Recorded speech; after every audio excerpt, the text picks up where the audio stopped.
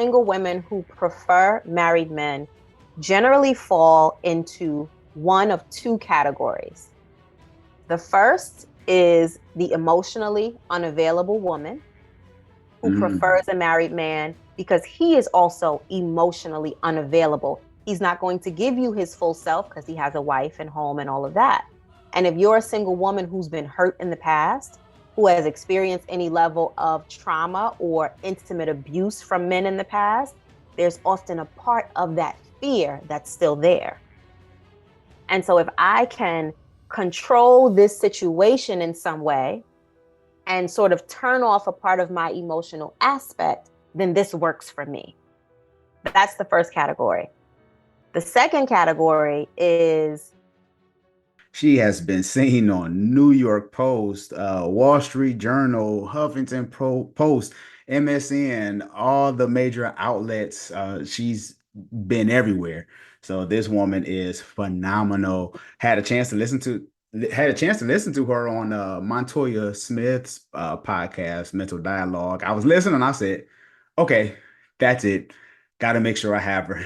So it's an honor to have her as today's guest. New York's finest, Bravehearts community. Let's show some love to Phyla Antoine. How you doing this evening? I'm doing well, very well, Sean. Thank you so much for having me. That was a great intro. I love that. For sure. That's all you. Thank you And for reminding me.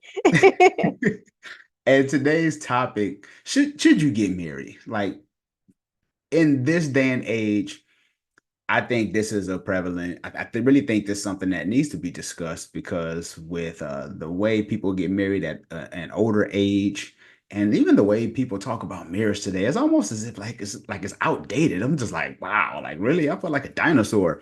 So I want to jump into this topic. Well, first of all, who inspired you to become the woman you are today? You know what? It's not one who, because I was raised by a tribe of really beautiful, powerful, strong Black women. So my mother is one of 11 children, and my grandmother, whom I'm named after, she was the matriarch of that family. And she was the type of woman that just her presence was healing to you. There was love in everything that she did. And she always preached to us the importance of family, community, and sharing what you have and what you know with others. So I would have to credit who I am to my grandmother and my mother and all of my aunties who helped to have a hand in raising me. Awesome, love it. And what inspired you to get into this space with relationships and marriages and building up women? There are some things that are so natural to you that you don't recognize it's the thing you're supposed to do. And I've always been the one in the group, in the family, in the friend space that was able to rationalize things really well. And that could always kind of pinpoint what the red flags were in dating, in just regular life situations. And I've had some life experiences that sort of redirected me into this place. But I believe that this is a part of my gift, a part of my calling. And when I found myself in a place where I was really living in a healthy, loving, monogamous relationship, I was able from that position to see so many other women who didn't have that and who didn't have any idea what it would take to get there. And it felt like it was my responsibility, my duty, and also my privilege to share this with them. Mm, that's good. I love it. I love it. Um, what are some of the pros and cons of getting married in today's society? So let's start with one of the biggest cons, because I like to be real and raw and honest in my conversations so that people do not have unrealistic expectations. As far as what I have experienced personally and what I see professionally and working with Black women who are accomplished and ambitious and successful, the hardest thing, which I would position as a con to getting married, is that Are you a content creator, YouTuber? Maybe you've interviewed someone on your video podcast and they said something that was really, really good, or maybe you said something that was really, really good. Well, enter Opus Clips. This is the platform that I use when I want to share 30 to 60-second video clips that I can share with the whole world. I mean, you can share those clips on TikTok, YouTube, Facebook, Instagram Reels, like these 30 to 60-second clips that Opus Clips can give to you with the click of a mouse. All you have to do is upload the recording and boom, Opus Clips within maybe 10 minutes will give you 15 to 25 different clips with description on the side of the video. And it also gives you like a title and it gives you a rating and let you know how powerful that clip can be used on social media, from a rating of 99 all the way down to maybe 60. This is a phenomenal platform that has took my social media marketing to another level. If you want to level up your social media game, go in the description below right now and get the link for Opus Clips. This will not disappoint you. Individualized version of yourself. So you have to share your time, your energy, your space, and you have to learn how to sacrifice in a healthy way. So a lot of us self-sacrifice in order to get the things that we want, but we do it from this place of lack, this place of overwhelm, this place of fear. And you have to learn how to make sacrifices that are for the good of the whole, while not always getting what it is that you want as an individual.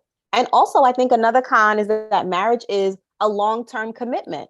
And in this era and in this day and age, we have the shortest attention spans ever. Folks want instant gratification. And in marriage, you may not get the gratification for 5 years after doing the work, and maybe even longer sometimes, depending on what the vision is and what you're building for your household. But being able to put yourself in a position where you are challenged as far as your ideology and who you think you are, having to sacrifice and having to make that long-term commitment, I think those are the things that people would see as the biggest cons to marriage. And there's no guarantee that it's going to work.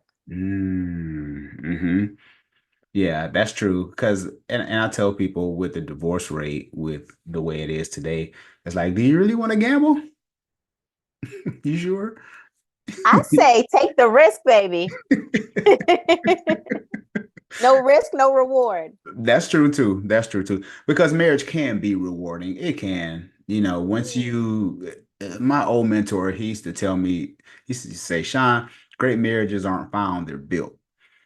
And in this culture and the society that we live in, people just want the Amazon marriage, right? They just want it delivered on their doorstep, and so are you willing to put in the necessary work? I think to make that relationship work, because it's going to be some tough seasons. Oh, absolutely. Because you're living and doing life with another individual, right? But on the side of the pros, marriage is also one of the best teachers in the world. It is an accelerated course in personal growth. It allows you to have company, partnership, and companionship while you're doing life and going through life challenges and life's joys. It can help you to become a version of yourself you would not have access to if you decide to stay single. And it's how you create a family legacy. Marriage needs to be a foundational practice in any community that's going to survive. And because we see what the Black community and communities of color have gone through because of the lack of marriage, I think that should be something that we begin to really discuss on a deeper level. Yes, for sure. Because I'm always an advocate for healthy marriages. I do believe that marriage is the backbone to society. I do believe that even still, even in 2024. So I totally agree. What are some red flags that might indicate a couple should hold off on marriage? Okay, I'm going to tell you a quick story. Mm. I knew a couple who had been together for many years. They were engaged, they were planning their wedding, and it was maybe few months, not even few months, a couple months before the wedding. So let's say 2.5 months. And the soon to be bride found out that the soon to be groom had a whole other family, life, relationship situation. But because there was only 2 months in that countdown, they went ahead and had the beautiful wedding. And then I guess decided to deal with those challenges in the marriage, which is what a lot of people do.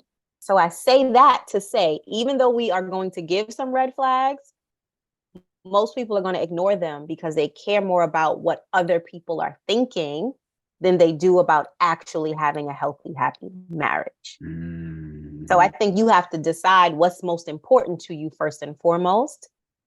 And then if you really want to have the healthy foundation and you are looking out for those red flags, it would be the basic things like communication. Mm-hmm. Are we communicating with one another? Are we able to express our feelings, our wants, and our needs? And is the partner receptive to us? If not, that is an absolute red flag, because how can you do the rest of your life with someone who doesn't listen to you or doesn't talk to you, right? Another red flag is if any of the partners are more concerned about the wedding than they are about the relationship.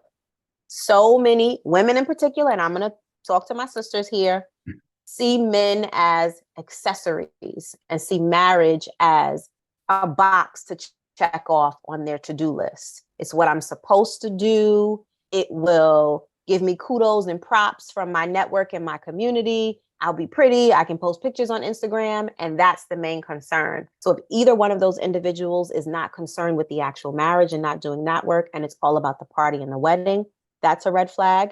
And it's also a red flag if you are not able to have a clear conversation about the future of your relationship and what marriage looks like to each partner. Mm-hmm. Mm-hmm. That's good. Yeah, because we don't have those conversations when it comes to getting married. It's just like, I feel butterflies. It's on. That's all I need to feel the butterflies. The butterflies and the sex was good. Mm-hmm. And he fine. Right. And I have a whole other perspective about what I think about butterflies. So Let's talk about it then, since we're here. yes. So butterflies don't always mean this is a good fit, right? Butterflies are a signal from your body that something about this situation needs your attention. It doesn't mean it's good or bad. You have to evaluate where the butterflies are coming from, because your body is a compass. It's always going to show you where you are and tell you what direction you need to go in. So for some people, the butterflies means, oh, this is the same toxic energy that we felt with Bobby or Karen or Shauna or Jack. Sometimes the butterflies is saying there's danger here, right?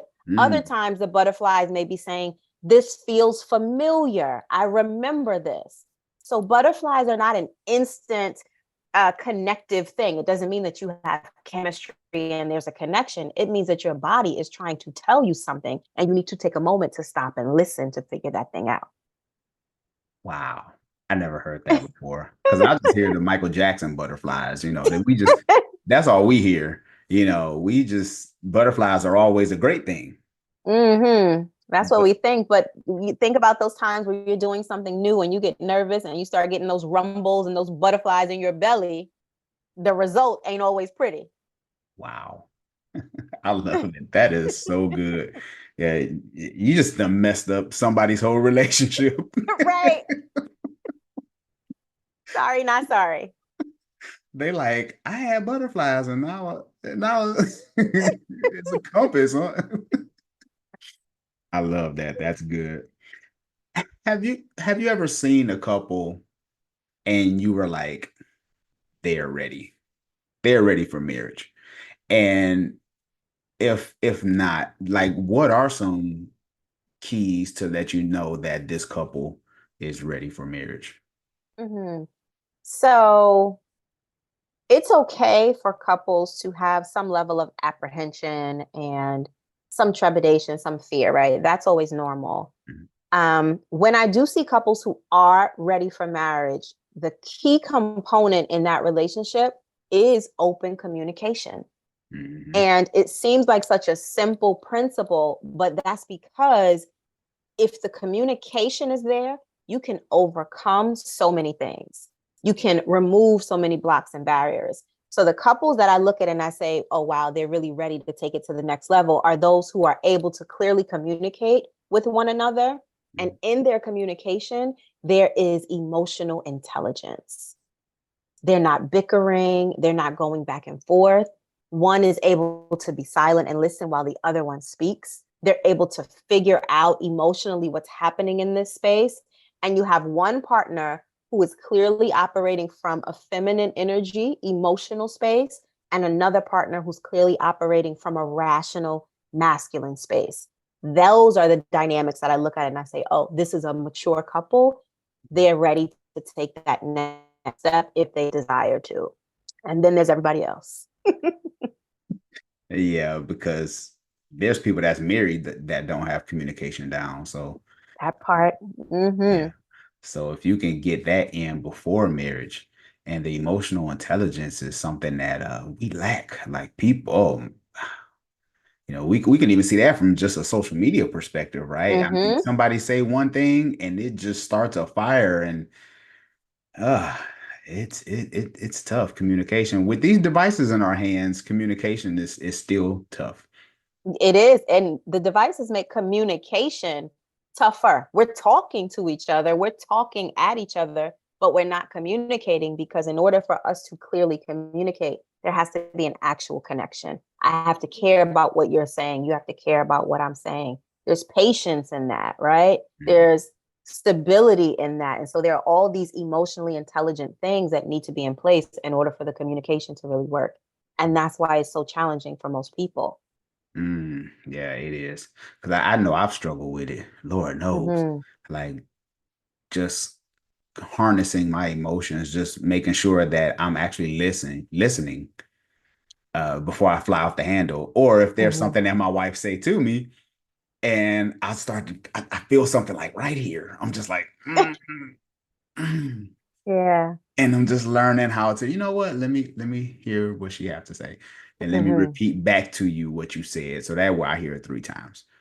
Right, right. I've heard it. Most of us are communicating with ourselves in those moments. And so you become triggered based on the internal conversation you're having, and then you lash out who you're talking to because it's something that you remembered from 6 years ago, not really about what's happening right now. So we do have to learn how to manage our emotions in the process of communicating with our partners. Hmm. Yeah, that's a show within itself with this Tell communication. me about it. Are there any benefits of premarital counseling? Oh, of course, of course. Mediation is so powerful because there's a non-biased person in the space who can help you figure out what you're feeling and what you want to say, and then who can help you communicate that to your partner. And that is beneficial for both of the individuals in the relationship.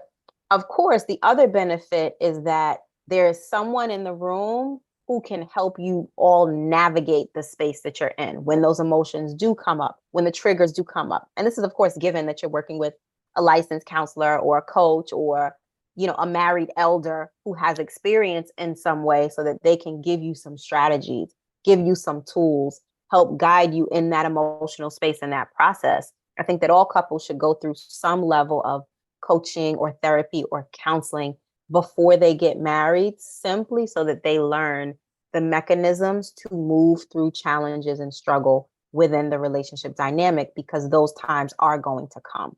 Hmm. Yeah. I really do believe in premarital counseling because there's a lot of people that just forego it. They just like, I'm good. I'm gonna have Elvis marry us. We're gonna go to Vegas. We good, Right. you know? And I'm just like, man, and again, like I said, therapy is important too. Uh, Mm-hmm. Something that I've learned over time is my wife and I, we have our individual therapists, and then we have our marriage therapist. Mm-hmm. Um, Mm-hmm. because you got to work through those personal issues. Um, if you just, Absolutely. yeah, if you just jump into to the therapy session, you still have things that you have to work out from a personal Right. perspective. Mm-hmm. And I So, think that's why marriage counseling sometimes doesn't work, as people say. It's not that mhm. the counseling is not working, it's that the individuals are not where they need to be individually in order for this togetherness to happen. My husband and I, we've done personal development courses and workshops and things individually and together. And, there's coaching and there's all types of things that you can do. So if the therapy aspect or the coaching component or the counseling component doesn't sound right to you, there are so many resources, but I absolutely recommend that couples take the time to find one of those resources at least to work on themselves individually and then together as well. Kudos to you and wifey. Thank you. Thank you. Appreciate it. It's been some tough seasons. I'm sure. I'm sure. It's been I'm some tough. sure. How long have you two been married? It is going on 7 years this October. But I was previously married for 15 years before going through Mm, divorce, and it's scary to remarry. Uh, yeah. so I've, been on the both ends of the spectrum of, newlyweds, but then going through a divorce and starting over. So Hmm. That yeah, takes a lot of courage. So I commend you. I commend you both. thank you. Thank you. Yeah, yeah, and that's another one. I could talk to you all day about. What advice do you have for couples who are considering alternative partnerships or lifestyles instead of traditional marriages? That there needs to be clear communication about what each partner wants, needs, and sees for their relationship before the commitment is made. That is the best way to address those concerns. And what I often see is that people will say, well, maybe I want to do it this way, but I'll wait until I've massaged him or I've massaged her in and we're in it for 3 months, 6 months, 3 years. And then we talk about this and it causes breakdown in the relationship, not simply because it's been initiated, but because someone feels like they've been misled. Right. And it's much easier to have the conversations earlier on to say, this is who I am. This is what I'm considering. Would you be open to this at any point in the relationship or in the marriage? And I've seen relationships where one partner has said, okay, has conceded to the idea later on, Mhm. but the relationship was just full of resentment. Even though they stayed together and they opened up the marriage to other partners, there was this resentment between the two primary partners, and that seeped into everything else. So have the conversation early on, have the courage to be truthful about who you are and what you want, and be respectful enough to let people decide if they want to get on your train or not. Mm, that's good. Yeah, because sometimes people will start monogamous Mm-hmm. and then the marriage bed kind of goes south a little bit. Mm-hmm. And then mostly men, right? Hey babe, I have an idea. And that's when, stuff hit the fan, let alone all the other issues you had being monogamous. Mm-hmm. Mm-hmm. Exactly. And I'm always like, if you are not emotionally intelligent and in touch with yourself enough to have a relationship with one person, Mm, what do you think is going to happen when you have two, three, and four in the mix? It's going to be a whole shit show. for real. Yeah. I've had guys talk to me about, I want to have other women and all. I'm like, really? One? So you're not good with one? Really? I don't know. There's so many other components to that than just the intimacy aspect. And most folks are only thinking about the sexual aspect, the Yep. intimacy component. Yep. But if you are a man, and let's say you are supposed to be the provider within that relationship, how are you now going to provide for additional wives and additional children? Or if you're a woman who wants to bring someone into the relationship, what does that look like for the intimacy between you and your partner now? Because now it shifts, now it changes. Is it just one on one? Is everybody involved? So there needs to be these conversations. And even though they are uncomfortable, they have to be had. And folks have to get uncomfortable in order to really decide what part of it they want to implement or whether or not it should stay a fantasy. Mm, That's good. There was okay, so this question is it's controversial, but I think I would love to hear your feedback on this. Okay. There's been conversations about single women who prefer married men because the wife has trained the married man, so it makes it easier for the other woman to be with the married man, Hmm. right? Now, to me, I'm just like, I get it, but I'm just like, you can't expect for this to turn out right, right? You know, but what are your thoughts on that? Because I've heard that a lot. I don't know. I've heard it a couple of times before. Like, Hmm. okay, he's married, but I prefer a married man because I don't have to do the necessary work. Well, I call bullshit Yeah. totally and completely. Yeah. And what I have found, and again, I hear women's secrets in my work.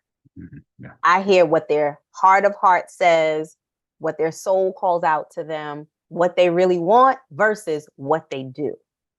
Mm. And so, what I have found is that single women who prefer married men generally fall into one of two categories. The first is the emotionally unavailable woman who prefers Mm. a married man because he is also emotionally unavailable. He's not going to give you his full self because he has a wife and home and all of that. And if you're a single woman who's been hurt in the past, who has experienced any level of trauma or intimate abuse from men in the past, there's often a part of that fear that's still there. And so if I can control this situation in some way, and sort of turn off a part of my emotional aspect, then this works for me. That's the first category. The second category is the unworthy woman, the one who doesn't believe that she deserves her own man, who doesn't think that life, God, love will bring her own man because she has deep rooted insecurities and feelings of inadequacy. Even if on the surface she got it all together and she has her own money and she's driving the nice car and has the degrees and work and all of that, there's Mhm. a feeling of hopelessness and unworthiness there. And Mhm. I have not ever, in my almost 10 years of being a relationship and life coach for women, ever come across a woman who preferred married men who did not fall into one of those two categories. Mm. Yeah, I'm glad you gave some clarity on that because I'm just like, wow. Mm. You know, because then there's some people that's like, you gonna be my husband, that whole thing. And I'm just like, oh my God. And people like to dress it up. You'll have some single women, young single women who are like, well, I just want the money. I just want him to buy the things. He can go home to his wife. Right. You are not courageous enough to be emotionally vulnerable and available. And he is not emotionally vulnerable or available because he got to be that with his wife. So it works. So no matter how you dress it up or try to mask it, it comes down to one of those two things. Either you are emotionally unavailable because of hurt or fear, or you don't believe that you deserve it because you have feelings of inadequacy and unworthiness. Pick one. Ooh, we're gonna make that a real. Yes, they gonna Okay, come so for me.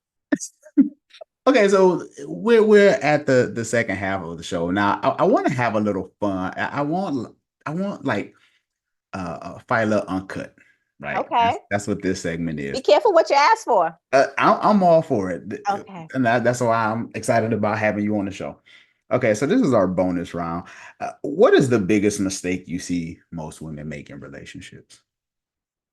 Competing with their man. Ooh, can you talk about that? Absolutely. Challenging his masculinity because so many of us women, especially if we've accomplished anything or just been Black women or women of color in this society or a woman in general in this society, there's an aspect of life that forces us to be hypermasculine in order to succeed, in order to move through, in order to. And so many women, we get into relationships with men, and instead of relinquishing that masculinity, we challenge him in his masculinity. And we get into competition with the men in our lives instead of being able and being comfortable to then sit in your feminine energy or your femininity. But life has forced so many of us to be hyper masculine and to operate in this masculine state that the biggest mistake I see, and one of the things that leads to the breakdown of relationships between good people, is that so many women do not know how to be feminine in that environment. And so they challenge their man's masculinity. They compete with him in masculine ways. And at some point, both of the partners become overwhelmed and tired of playing those roles, and it leads to breakdown. Mm-hmm. Yeah, because and we hear about, the feminine energy and different things like that.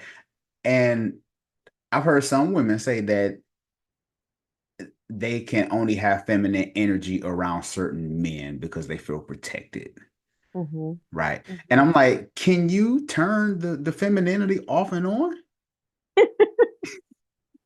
You can't necessarily turn it off and on, Mm. but that generally, so here's what needs to happen in order for a woman to be comfortable in her feminine energy, to Okay. rest in that. Mm. She has to feel safe. If she does not feel safe with a man, she is always going to be in self-protection mode. So she's always going to be guarding herself.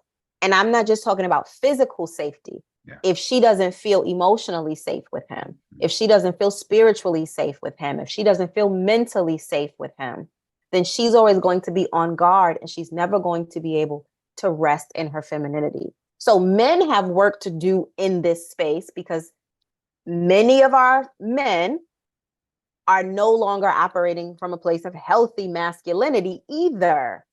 So our men are operating in this hyper feminine energy. They want to be catty. They want to call you names. They're doing all these types of things. And then the women, we are trying to protect self. Mm. So there's all this kind of conflict that happens there. But what is important to do is to recognize that that's where you are, and then begin a practice of creating the safety for yourself. This is for women. They have to restore the harmony and the balance if they've been hurt, if they've been abused.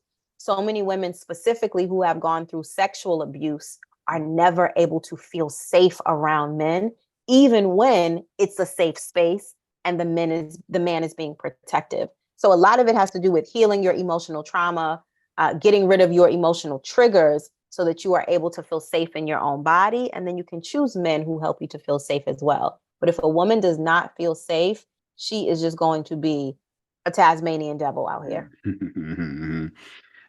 And this is not in my notes, but I'm hearing you talk. Why do we have so many feminine men? So I don't always want to be the Black lady that goes back to oppression and slavery and all those things, but sometimes it has to be done. Of course. We have to really talk about what our community has experienced and how we were socialized and conditioned out of our natural, healthy ways of being. So when you strip a family apart, when you threaten the women with the death of the men, and you threaten the men with the rape of the women, we begin to operate in unnatural and unhealthy ways for self-protection again. Yep. Right. And so now we fast forward to 2024. We've gone through that experience ancestrally. It's in our DNA. It's coded in our DNA. This is science and genetics. So we really have to realize that these unhealthy, unnatural, toxic behavioral patterns are encoded in our DNA. And so when we come together as individuals, the trauma that's in your DNA and the trauma that's in her DNA bonds. And so there's this disruption and this imbalance in how we show up energetically and emotionally. And we have so many hurt men. This is why they're operating from a hyper feminine space. We have so many men who were raised by women because their fathers were absent. And this is no slight to single mothers, because I know that they've done the best that they can. But there comes a point in a young boy's life where he needs the masculine energy. And if he doesn't get that from a healthy father figure, he begins to resent his mother. He begins to blame her for the father not being there. And then when he's in relationships with other women, he's playing that resentment out, his hatred towards his mother, his upset towards his mother. And he is operating from a hyper feminine state because he was raised in a feminine environment. And one of the other reasons is because when women are raising boys, they often do not give them the discipline and the responsibility that they have to give them in order for them to build character and to recognize that work is important. It's part of your purpose, it's part of your duty. So things are offset because of what we have previously experienced and from some of the current things that we are experiencing as a community. However, I do want to say that I'm so proud of Black men and women. I see the work that we're doing to get better and how we are coming together, contrary to what you see on social media, because the algorithms are racist too. So let's not forget that.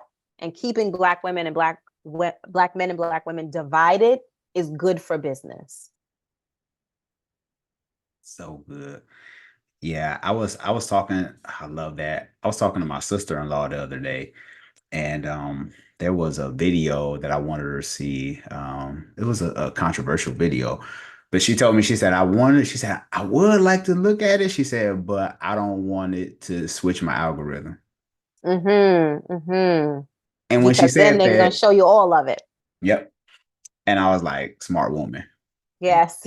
Yeah. So sometimes I even tell people, I'm like, look, all the gender war thing, men against women. I'm like, you just need to change your algorithm. Start celebrating more healthy stuff. Mm-hmm. I can tell the way you act. You can find out a lot about a person through their algorithm. Absolutely. You can learn who they really are at their core based on what's on their timeline. Yep. Yeah. So people like, no, you can't have my passcode. From seeing your parents' relationship, what did it teach you about marriage? Ooh, child, it taught me never to get married, never to trust a man. Don't do what your mama did because you don't want what your mama and daddy had. My parents' relationship was an absolute dysfunctional circus. And that experience scarred me, damaged me. And I was one of those hyper independent, hyper masculine women. Well, I don't need a man. I can do it on my own. Right. And very proud of that. My mother and father were both very young when they had me. They were in their teens, they were 17. I'm from New York City, grew up in the crack era, 80s and 90s. And so that's the environment that they were trying to build a marriage, a life, and a family in. And my father was a serial cheater. Serial cheater. I often tell folks I never saw a healthy marriage between a Black man and Black woman in my life. And that's what made me create one. Mm, that's good. Mm-hmm, mm-hmm. But Mhm. it took work.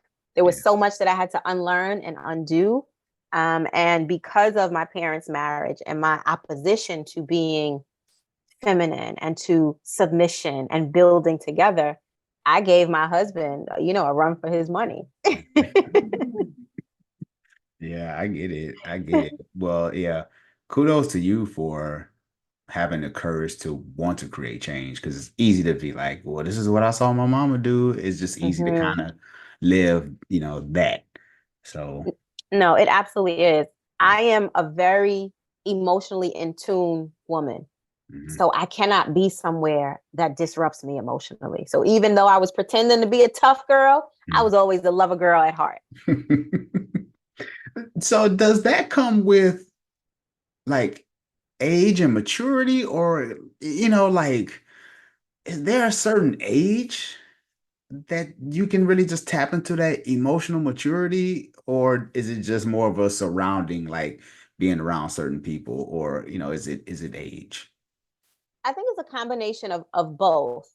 Mhm, So for some women like myself, I have always been highly emotionally intuitive. I can feel other people's feelings. mhm, I can read people's energy without sounding a little bit kooky over here, right? But there's a lot of information that I can gain from just looking at a person, being in a room with them. mhm, And because of that, it taught me really early on that I needed to learn how to manage my own emotions in order to feel good right? In order to have a good experience, I had to learn to manage how I was feeling and to avoid spaces that triggered me or had me all emotionally out of whack. Mm, That's something that happened for me very early on because I grew up in such an emotionally dysfunctional household. So sometimes that trauma is really teaching you how to be better, but you have to pick those good parts out and leave the rest. For mm, most folks, I think it comes with time, mm, it comes with age, and it comes with intention. You have to at some point make a choice to say, I would like to have better, or I'd like to know that better is out there, or I want to experience something different. And that's the hardest part because even when folks know this is not what they want, the fear of the unknown trumps the discomfort of the familiar. mm. And this is why we have folks in their 60s, 70s, 80s, 90s who are still doing the same thing, getting the same results. And you can have a 20-year-old who says, you know what, I want to do something different. So it's a combination of all of those factors. But the key thing is really making the decision to do something different and being intentional about that. Yes, I love it. Yeah, my wife always say that. She's like, I can read it. I know when your energy's off. I know when like she be locked in. I'm like, she's Listen to like, your wife. yeah. She's like, what's wrong? I'm like, nothing. She like, whatever. She I already know. knows. She already know. I'm just like, am I that visible? Like, you really see me like that? um, who makes a better spouse? Someone never married or someone divorced? Someone who chooses to be a good spouse, whether they've Ooh, been married, not married, divorced, or not divorced. ooh, intentional. Mm-hmm. I love that. Mm-hmm. Your That's the past word. does not dictate your present or your future. So you get to decide if you're going to be a good spouse or not. Ooh, I love that. Great answer. What's harder for you to say, I apologize, I need help, I love you, or I was wrong? Oh, God, Lord. I can say I love you all day. Mm. I can say I apologize as well. And I can hear my husband's voice in my head right now, getting on my nerves, and he's not even here. It is tough for me to say I was wrong. It used to be hardest for me to say I need help. I've learned through my own work, right? I've learned to be able to say I need help. Now I'm like, all the help, you can do it for me. But the Yes. hardest thing for me now in this space that I'm still working on is to say I was wrong. Because you can be like, all right, I apologize.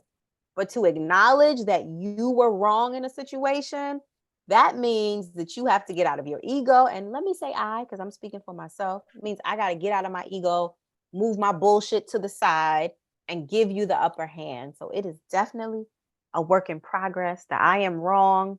Ooh, be boxing me up sometimes. No, I get it. I struggle with ego. Sometimes I just be like, oh my God, like really? So no, I'm with you. And be Right. struggling, gritting my teeth and everything. I'm like, Yes. oh, where does this come from? Right. That's like the okay, I apologize, but you shouldn't have made me do, Mhm. right? All the excuses. Oh my God, yeah. Last question. Is it easier to love yourself or someone else? Mm. It's easier to love someone else once you love yourself. Mm. If you don't love yourself, Mhm. even what you think is loving someone else is not. Wow. Hmm. We can end the show with that. That's good. Yeah, I don't even have nothing else to say. My God, Hmm. that is good. Ooh. Hmm. Any closing comments? I'm done. This was Anything that so you good. Yeah, that was a great way to oh my God. I'm gonna have to use that one. I'm gonna give you Please a do. credit, but I'm Please gonna use do. that. Please do. Yes. Yes. So, can you let everyone thank you so much for being a guest on today's show? I was excited. Like, I get excited about a lot of guests, but this one, I was just like, I Oh, rock I'm so with, happy. right? I'm so happy. I love Yes. to share. I love to have these conversations. So thank you for giving me the space and the opportunity. I appreciate it so very much. No problem. Can you let everyone know how they can get in touch with you, what you have going on, all that other good stuff? Of course. So you can find me across all platforms: TikTok, YouTube, Instagram, Facebook at She is Phyla. So SHEIS and my first name FILA at She is Phyla. On my website as well at Phyla and Twine. That's Phyla and then like an ant and wine. I know I'm messing y'all up with this name, child, but you'll be okay. PhylaandTwine.com. And I offer private coaching as well as group coaching opportunities for women, professional women who have it all together, but the relationship component is missing. I love a post breakup relationship glow up. I love it so much. It's like the relationship is over now. Yeah. Now you in kickboxing, you doing Pilates, you're working on your fitness, your beauty, your skincare, your hair care, your fashion, you taking up new hobbies. I love all of that because now you're actually in motion and focusing on the now freed up time that you have to pour back into yourself, to pour back into your community, your friendships, your faith, whatever it is that you may have been putting off because you were dedicating time to this relationship. And so it's not to suggest that it's still not going to hurt. It's going to hurt, Of course. but it's the motion. And so that's how I advise my clients, and that's how I work with my clients when they hit that inevitable setback or disappointment. Married people are wealthier, married people are happier, married people are healthier. Yep. So the reality is that if you're a professional woman, you're busy, you say you don't have time, think about the fact that generally speaking, married people have a net worth 9 times higher than their single counterparts. I need to create space for me. We talk about being the whole woman, right? I need to create space so that when I meet my husband, whoever this man is, he's going to think two things. Number one, what must I do, Lord, to be able to marry this woman because she's so amazing? And two, the space is there, right? The time that I have, the space in my heart, the emotional availability, the physical and actual availability, it's all there already. It's not a hey, get in where you fit in. Like I've had some clients say, well, he got to get in where he fit in. What's up, Brave Hearts community? This is Sean Heineman, your premier pre-engagement coach, back with another segment of It's Scary to Remarry, inspiring you to love fearlessly. I'm back once again with my co-host, Aquila Maddox. How are you doing, Q? I'm doing good. I can't complain. Yes, for sure. We in for a treat today. I'm excited. You ready for this one? I'm excited. Yeah, I'm sure she about to bring the wisdom. She about to challenge us. It's going down. That's what's up, everyone. So buckle up your seatbelts. This is going to be a good one. Today's guest helps women shine in every aspect of their life, from landing the dream job to securing a promotion or even acing the second date. We're going to talk about that without compromising their values or losing sight of their favorite self. We are discussing becoming the whole and complete woman. Brave Hearts community, let's show some love to Adriana. How are you doing this evening? I'm doing very well and even better now that I'm here to talk about my favorite topic. I'm excited to be here. Thank you for having me. Yes, for sure. We want to talk about your business and all that other good stuff.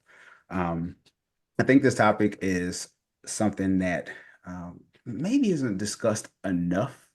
So I'm glad that you were a guest today to discuss this topic. Let's jump into this. If you have any questions, make sure you leave your questions below. What is the biggest misconception women have about handling their dream job, and how can they overcome it? Yeah, so I think everyone collectively can agree that if you've been in the job hunt this year, that 2024 hit different, right? The job market has changed. Post-COVID economy, we can point to a lot of different reasons, but the point is that it's tough. It can be really tough out here. So I'm going to answer this from two different perspectives. One, if you're looking for a job, and two, if you're in the company that you want to be in, but you want to rise up or get a promotion. So let's say you are looking to break into a new industry or start in a new job. Common misconception, and I hear it all the time, is I'm qualified. I'm applied to 150 jobs. And usually when I hear that, My next question is, well, what's your job search strategy? And Mm. usually it's, well, what do you mean by strategy? The old ways are out. It's a new game. It's a new strategy. It's a new approach. It used to be that you can just hit easy apply on LinkedIn, send your resume out, not tailor it, and you were going to get a call back, right? As if you're qualified and your resume just looks somewhat put together. The game ain't the game this at this point anymore, right? So sometimes it's starting fresh. But I have 10, 15 years of experience. I know, and it's like learning how to do something all over again. It's re-entering and learning what's going to work for you. So starting right now, check your digital footprint and your overall digital personal brand. If you're not on LinkedIn, like it, love it, or in between, at least have a presence on there. Engage with companies and industry folks who are in the business. Email and invest in LinkedIn Premium to talk to recruiters. So the misconception is that what you typically used to do, you're going to have to do something a little bit different, starting with that digital footprint, connecting with people in your industry, going to in-person interviews, conferences, business masterminds, all that stuff, because people attach a name and a face and a voice to somebody that they want to get to work with. So that's the first part. You're just trying to break in and get a job. Love it. Now, if you're in the job and you want that promotion, I'm gonna say something somewhat controversial, but it needs to be said, which is in a post-COVID world, I understand we love our hybrid, remote only, remote first type of work. I love it myself. I work, my business, my job, everything is can be done remotely. But I will say this. There's nothing quite like seeing, touching, experiencing, and shaking the hand of the people around you. So if and when you can be in that office, get that face-to-face time, grabbing a hot 10, 15 minutes to sit down and have tea or coffee with your colleagues, take advantage of that. I know a lot of people say, I'm not here to make friends. I'm an introvert. I just want to do my job. You should just evaluate me just based on my skill set. Ooh. Little known secret. Ooh. I'm gonna hold your hand when I say it. Little known Okay, secret. hold her hand, girl. People promote who they like. Ooh. Oh God! Didn't I say she was gonna be bringing us some challenges? And she bringing smoke, and she just gets started. They do. That's good. And I will acknowledge, right? We live in a society where people have biases about race and gender and age, religion, size, all of those things. We can't get around that, right? But to the extent that you can give yourself a leg up, give yourself the leg up. Yeah. Have that lunchtime with your manager or your colleagues. Send a quick email to ask somebody who works in a different department or the department that you're interested in if they'd be willing to, maybe hop on Zoom if they work remotely, or meet up one day when you have an all hands if you have the kind of job that does stuff like that. Those are the kind of things that embed you in people's minds and memories when they're thinking about opportunities their way. Another thing that I always recommend as well, again, these are misconceptions that people have, is it is okay to brag as long as you can back it up with evidence. I love it. Keep the receipts, the email that says, oh my gosh, you knocked it out of the park. Thank you so much. Boop, slave, put it in a folder called wins and accomplishments. So when it's time for you to get your stuff together, love it. Here you go.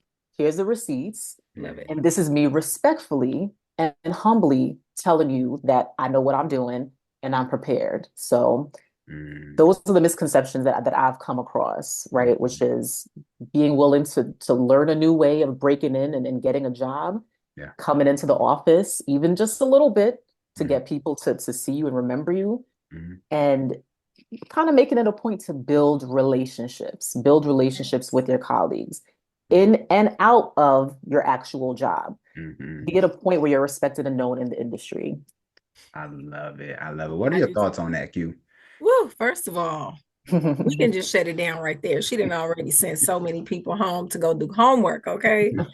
But that's all so beautifully stated. And I think that what we sometimes many of us are capable of struggling with is the change, right? So you just challenged us to be okay with making adjustments. And the familiar is a comfortable way, but if it's not always effective. So and I'm a relationship junkie. I absolutely 100% money back guarantee. If you act now, I'll throw in friendship with it. I'm just saying, I absolutely co-sign building relationships. And I think that many times people feel fake, or they feel like they're not genuine in their connection because that relationship has a goal. Yeah. It's okay to have a goal. Like, that's the purpose. Like, I challenge the people that I talk to all the time. Like, you have to get out of this mode where we're training ourselves to say, I don't want to be used. Networking or users. We're all users in the network. We're all users. I am here for a reason. You are here for a reason. And guess what? When I need somebody to recommend, if they needed some, employment or business or anything like that, counseling or coaching, guess where I'm sending them to? You, to use you for your gifts, your skill sets, you know what I'm saying? And as a recommendation for whatever. So we have to get out of the mode of, I don't want to be fake. I don't want to pretend like I'm liking this person or building this connection for the purpose of a goal. That's acceptable. It's allowed. I'm really grateful that you said that. I also know I'm an introvert, but I'm a socialite. So people don't realize, like, for us introverts who are social, that means I gain my energy from being by myself. So I absolutely love alone time. I love time where I'm home. This is where I recenter. This is where I gain all my energy, because baby, after I've been in the house for 2 weeks, you unleash me, it's over. I'm trying to reconnect with everything, moving, breathing, and but my point in saying that is, do not allow those kind of things to be the excuse that hinders us from being able to elevate. I think that's phenomenal that you're calling us to the carpet and saying, I know y'all out here enjoying remote. Amen. Y'all enjoying this remote life, but there's still beauty in connecting remotely as well as getting back in person. And, at the end of the day, I'm just so grateful. Like, you challenged us really well with, like, telling us the truth. Like, people do hire who they like. That's true. I would tell people back in the day, like, I interview well because of my personality. But you have to get me in the room, though. I need the chance for us to connect, for us to be able to, for me to sell you. You have to know you are a salesman of yourself. For you to say brag, like, all of that goes with co-signing, co-signs the selling of self. And I love when you talked about having a folder where people can, just really, really, really great points to help people be intentional, because the freestyling, if it's not working, it's not effective, you have to do something different. If your freestyle of pushing the button, submitting application, sending your resume is not landing you, I wrote some very, very valid points. Love it. How do you coach women to recover from setbacks, whether in their careers or relationships? Yeah, it is. Setbacks are part of life, right? And a lot of times, by the time I am introduced to a client or a client finds me, she's experienced her fair share and she's tired of it. And what I like to do is manage expectations right from the get-go, right? Which is, I'm not a miracle worker, but I'm here to help you manifest the miracles in your own life in actionable and tangible ways. Yes. Because you're the expert in what's going on. So it doesn't mean that you're never going to face disappointment again. It means that you're going to respond differently. So I have a multi-step process for how I do this, right? So most of my clients, all of my clients now, are women, high-powered, dynamic women, very ambitious. And so the default when a setback occurs is to bury it deep down inside and just keep going, stay in motion. Yeah. Or they'll say these days, because 90% of my clients have a therapist or in a therapy or in some type of therapeutic relationship. So I'll say, okay, well, I'll discuss with my therapist next Tuesday. But what are you doing right now when you experience that setback? And so the first thing that I say is feel it. Just like sit in your body and allow yourself time to feel. You don't always have to process everything up here. I'm a big process in here person, and through therapy and coaching, it's like, wait, let me just take a moment and just sit here and feel this right now and ground myself.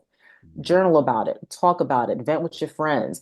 If your process is like, okay, I need to go out and spend time with my homegirl and just vent and let it all hang out, let that be the case, right? So that's step one. Just feel it, right?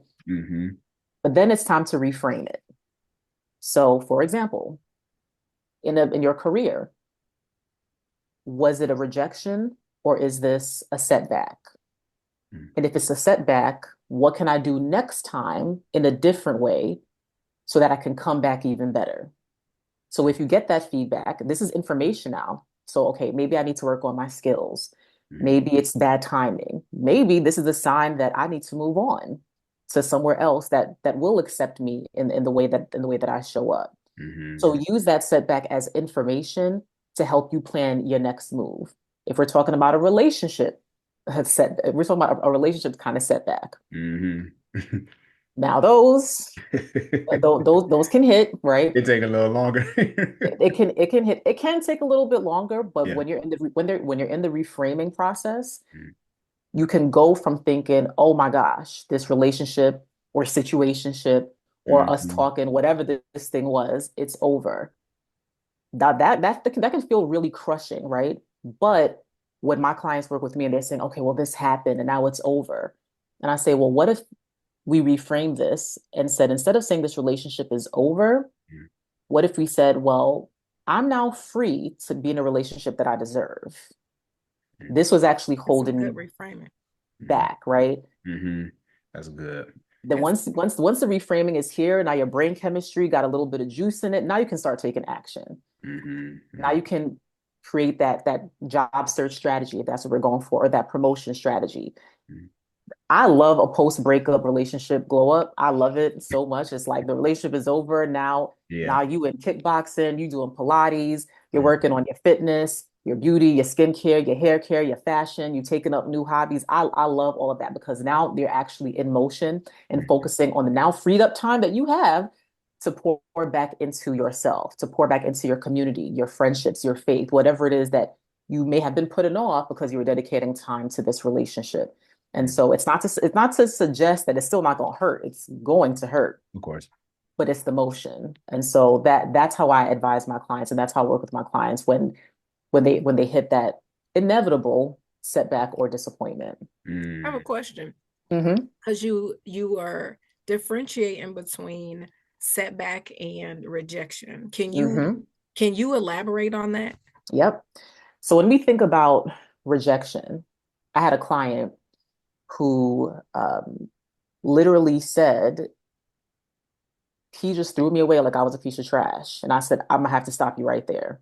The venting is good, but I'm gonna have to stop you there, right? Because right now you are equating yourself in this moment to being trash, Mhm. to being something that is discarded. And that in and of itself can be really damaging to a sense of self-worth, certainly to your confidence. And if you go around thinking to yourself, I have been rejected, therefore I am nothing, I have no value, what kind of energy is that going to bring into any future relationship or any kind of dynamic? Instead, it's he didn't know what he had. Well, I used to watch Antique Roadshow. People have stuff sitting in their houses, valuable pieces of art that are worth thousands or millions, but didn't know it. But they just kind of hung on to it. And then they take it to an appraiser or someone who has an eye for it, who is an expert and says, I've been looking for this my whole life. This is almost priceless. Now Mhm. that's a setback. That's saying, okay, someone put me over here because he didn't know what he had, Mhm. but someone is going to see me and say, I've been looking for that my whole life. So this just means church folk, we say delayed, not denied, right? Delay not denied. So Yeah. that's Yeah. that's a differentiation that I make. I find it really important, especially when even when we sit in our disappointment and our sadness, to choose the right words to describe what's I agree. actually going on and not pull ourselves down into the spiral, right? So I've at some point, if we have time today or at some point in time, people who know my experience, I struggled very, very seriously with mental health, with depression, and I would do the spiral. The Mhm. relationship is over, therefore my life is over, right? And it's just like, whoa, let's actually describe exactly what's happening. Your life's not Yeah. over. This is a temporary setback. Mhm. Gotcha. That's Hmm. good. That's I good. love it. Love it. Yeah, I do too. How can professional women prioritize their romantic lives without feeling like they're sacrificing their career goals? Mm, yes. Think So the math is what he's saying. I get so I hear this a lot almost all the time, right? Hmm. So I have clients who are directors, vice presidents, CEOs, doctors, attorneys, entrepreneurs, million-dollar businesses, et cetera, et cetera. And almost always, inevitably, I don't have time comes up. And whether they're seeing me for relationship coaching or they're seeing me as an executive coach in that capacity, the first thing I do is I say, okay, well, if you don't have time, let's start with a time audit. So I want you to track everything that you do over the next couple of days. There's a whole log sheet and everything. It's pretty tedious, but once you get into the flow, it's like a food journal. Yes. So once you do that time audit, I'm gonna tell you right now, every single time they've come back for our next session, they said, so I probably didn't have to do that 4-hour Netflix binge. I was on TikTok for about 2.5 hours. Yep. I kind of just sat and did whatever, right? So the time is actually there, right? It's almost always there. And so I would then kick it back and say, now you would not be in the position that you are in your job if you did not have some level of mastery over your time, right? So address this relationship that you seek as if you would at work. You make time for it, you schedule it, you put it on your calendar. And that might sound a little too methodical, but busy people, couples, my husband and I do it. You put things on the calendar, Right. date night. You put it on a calendar and say, okay, this is when I'm gonna call such and such back. You know what I mean? You can go so far as to do it. And what I always say is that if this is really a priority for you, and if you're talking to me and investing in this, then it is a priority, then treat it as such. And invest in the time and the tools that you have, because I love my data. I love my statistics. Married people are wealthier. Married people are happier. Married people are healthier. Yep. So the reality is that if you're a professional woman, you're busy, you say you don't have time, think about the fact that generally speaking, married people have a net worth 9 times higher than their single counterparts.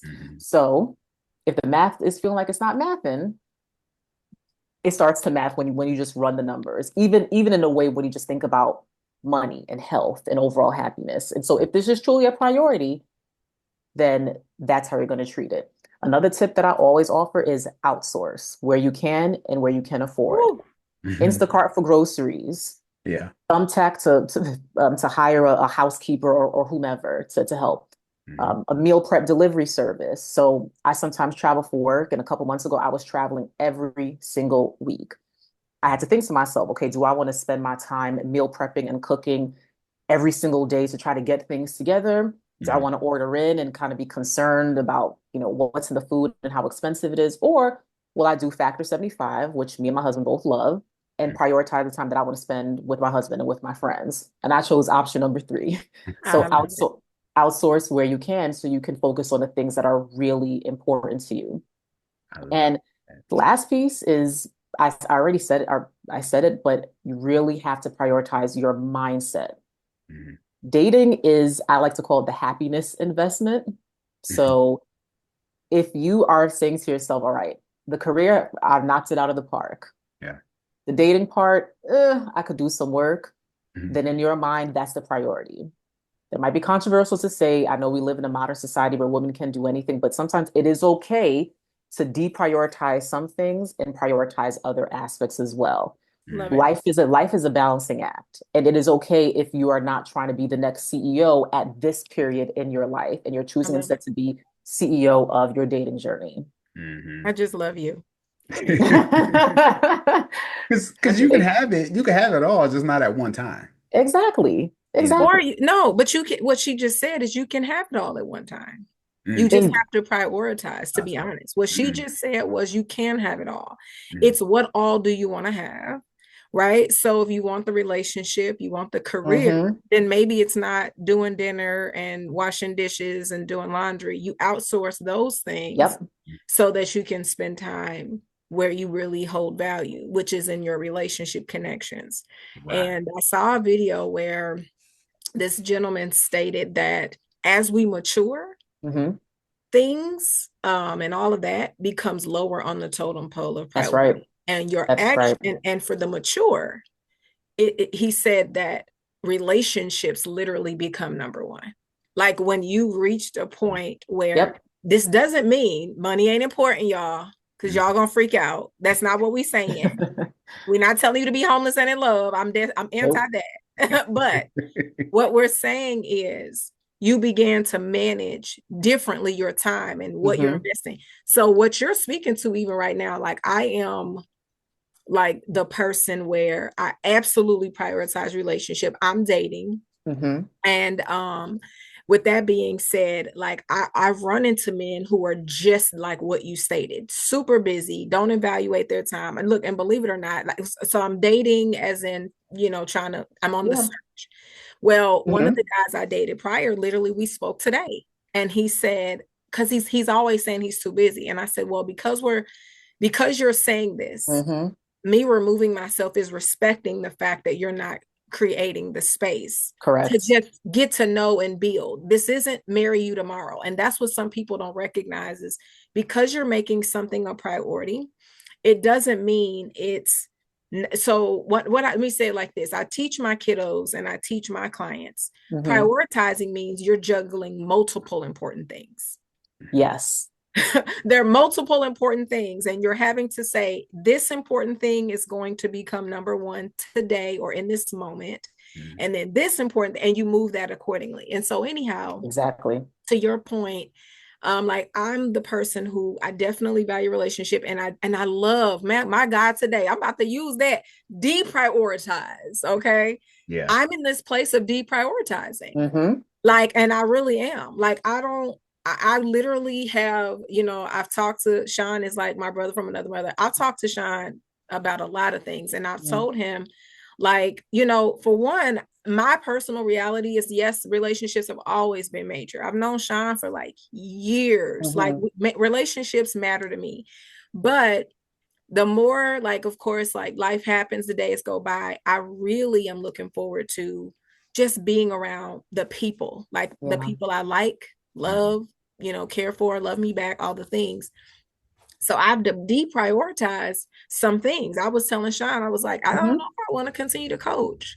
I don't know if I want to continue to do content. I don't know if I want to do this stuff, because I really want to make sure that I'm making the time to be there for my daughter, who's also in sports. This is my last kid who's at home, the last of the Mohicans, and I want relationship. I want my husband, and I'm old school, Adriana. So I'm like, my husband matters. I want to make sure my man is taken care of and he's good and supported. And I will deprioritize a whole bunch of stuff to make sure I'm not going to be homeless and in love, but I'm going to deprioritize some things to make sure, I'm creating this space for you. And even if you have way more on your plate than me, the goal is for me to help, you know what I'm saying, mitigate some of those, distractions by taking some of the things off your plate. So that's why I'm deprioritizing certain things.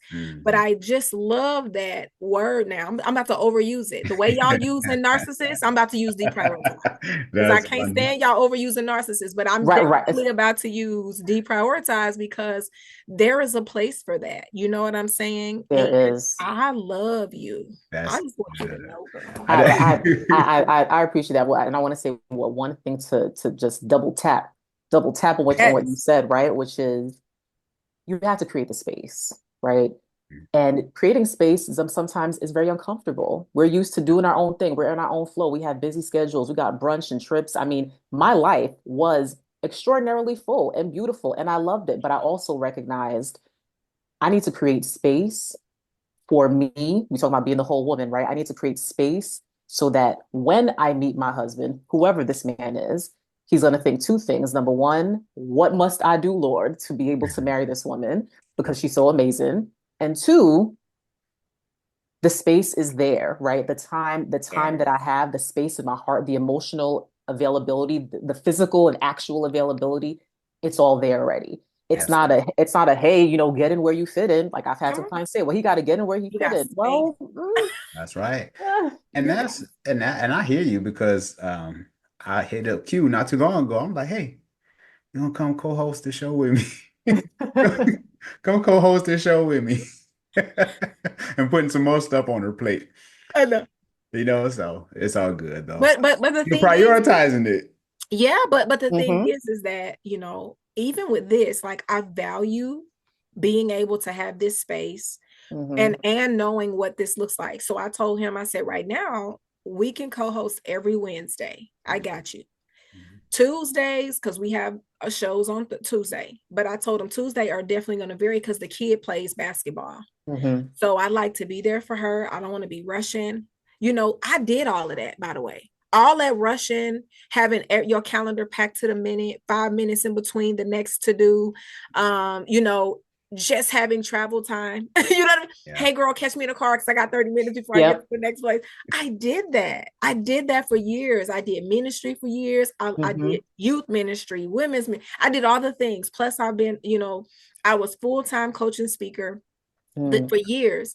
So I was literally having, you know, this conversation with one of my best friends, which is my sister.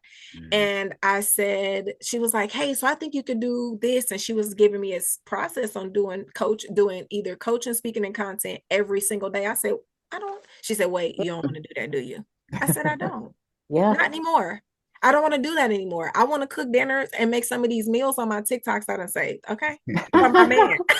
That's what I'm trying to do. I'm just trying to get to the TikTok. And so I'm making them for my daughter for now. I make them for my, you know, son, you know, I make when I visit him or whatever. But I'm saying that's what I want to do with my time. So with him, with Sean, I was like, Sean, I could do every Wednesday. That's a clear cut where I'm investing my time.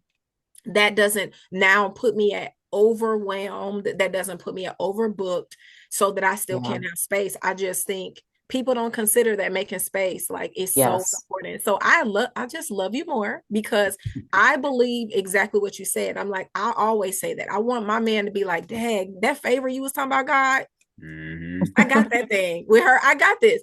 And then my woman has space for me. I'm not competing with all the things that she's got going on, her brunches. And I love you said your life was full. Life full over here. Full. And I can make it full. I can make it even more full. But right now, I'm sitting at this, I'm flatlining at having space. That's where I flatlined at right now. I want to make sure that I have space. So if he needs me, if he wants to talk to me or whatever, that doesn't mean there aren't times that aren't good, but there's more times that are good than not. There's more times that than not that I am accessible, you know? So I just love, like I said, I just want y'all to know I'm done with the show. I want to. Because System blessed me already. Okay. I don't know what y'all got, but System blessed me. She don't bless me. I kind of want to shift just a little bit, but I still have some more questions and I still want to make sure we respect our time because we got another show after this. She said she's going to be ready on Wednesdays. So we're going to bring it on Wednesdays. We're bringing it. So, my wife and I created the intimacy card deck questions. So if you haven't seen this or if you haven't got your deck, make sure you go to scaredtoremarry.com. Intimacy card deck questions. My wife and I put our brains together thinking about all the questions that we had, all the things that we talked about. So I know we have a lot of dating card games out here, but this is from a husband and wife who put the blood, sweat, and tears in. So, Adriana, I want to play this game with you real quick. Sure. Okay. I'm going to pull one card and should we drum roll? Okay. Who provided a safe space for your feelings in childhood? First of all, great question. Love the concept. And I was literally just talking to my husband because we have those, we have a similar kind of deck, but I was like, I kind of want something a little bit different.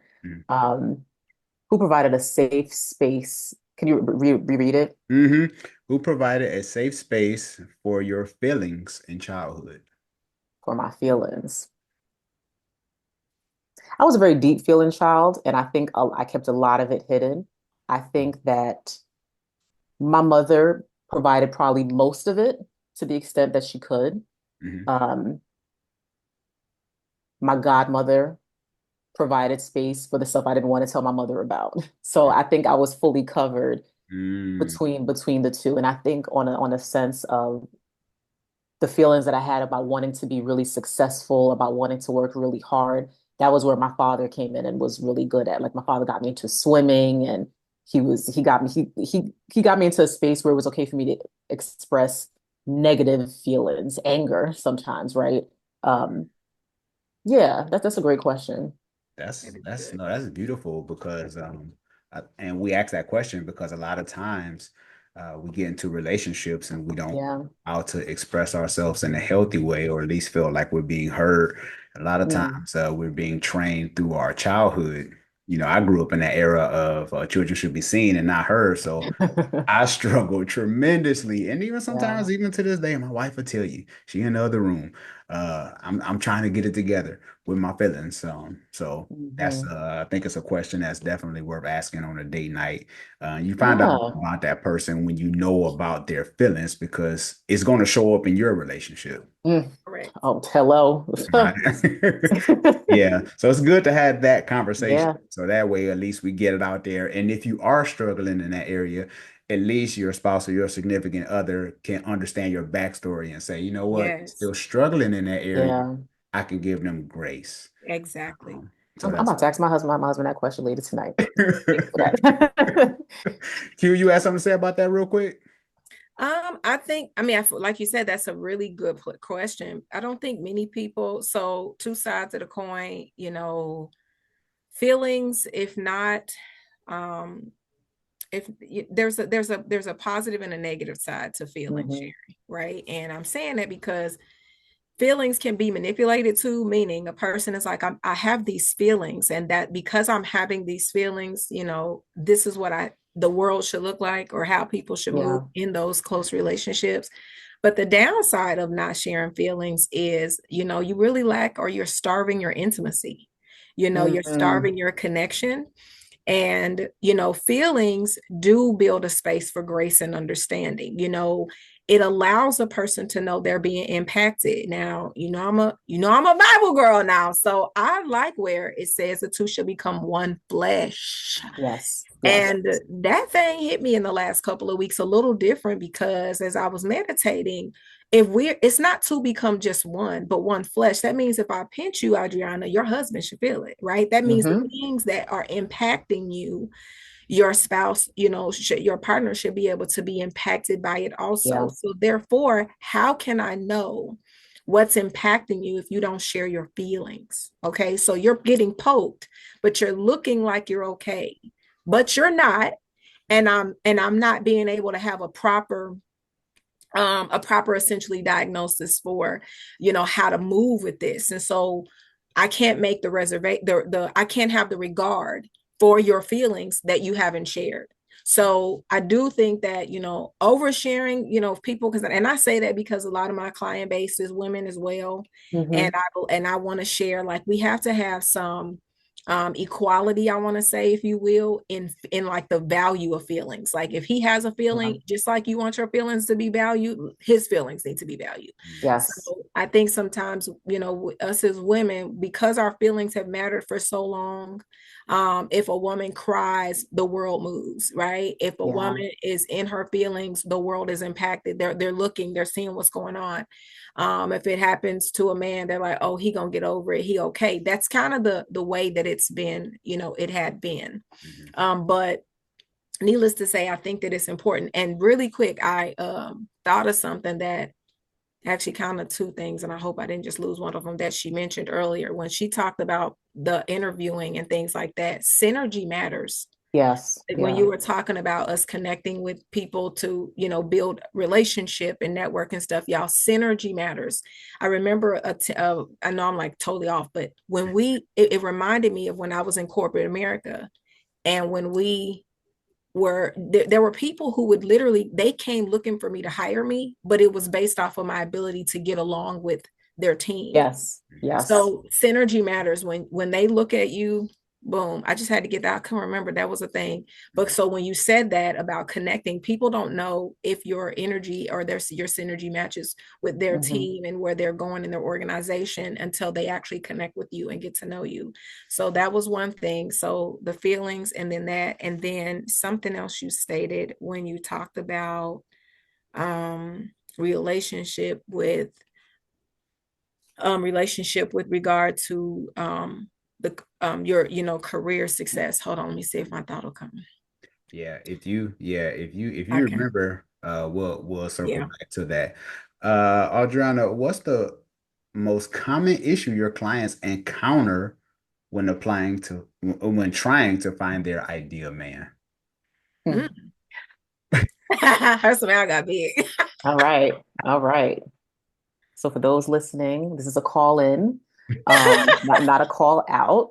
I like But that. I'll distill it to probably like just three big ones. Yes. The first is improper enforcement of boundaries Mm.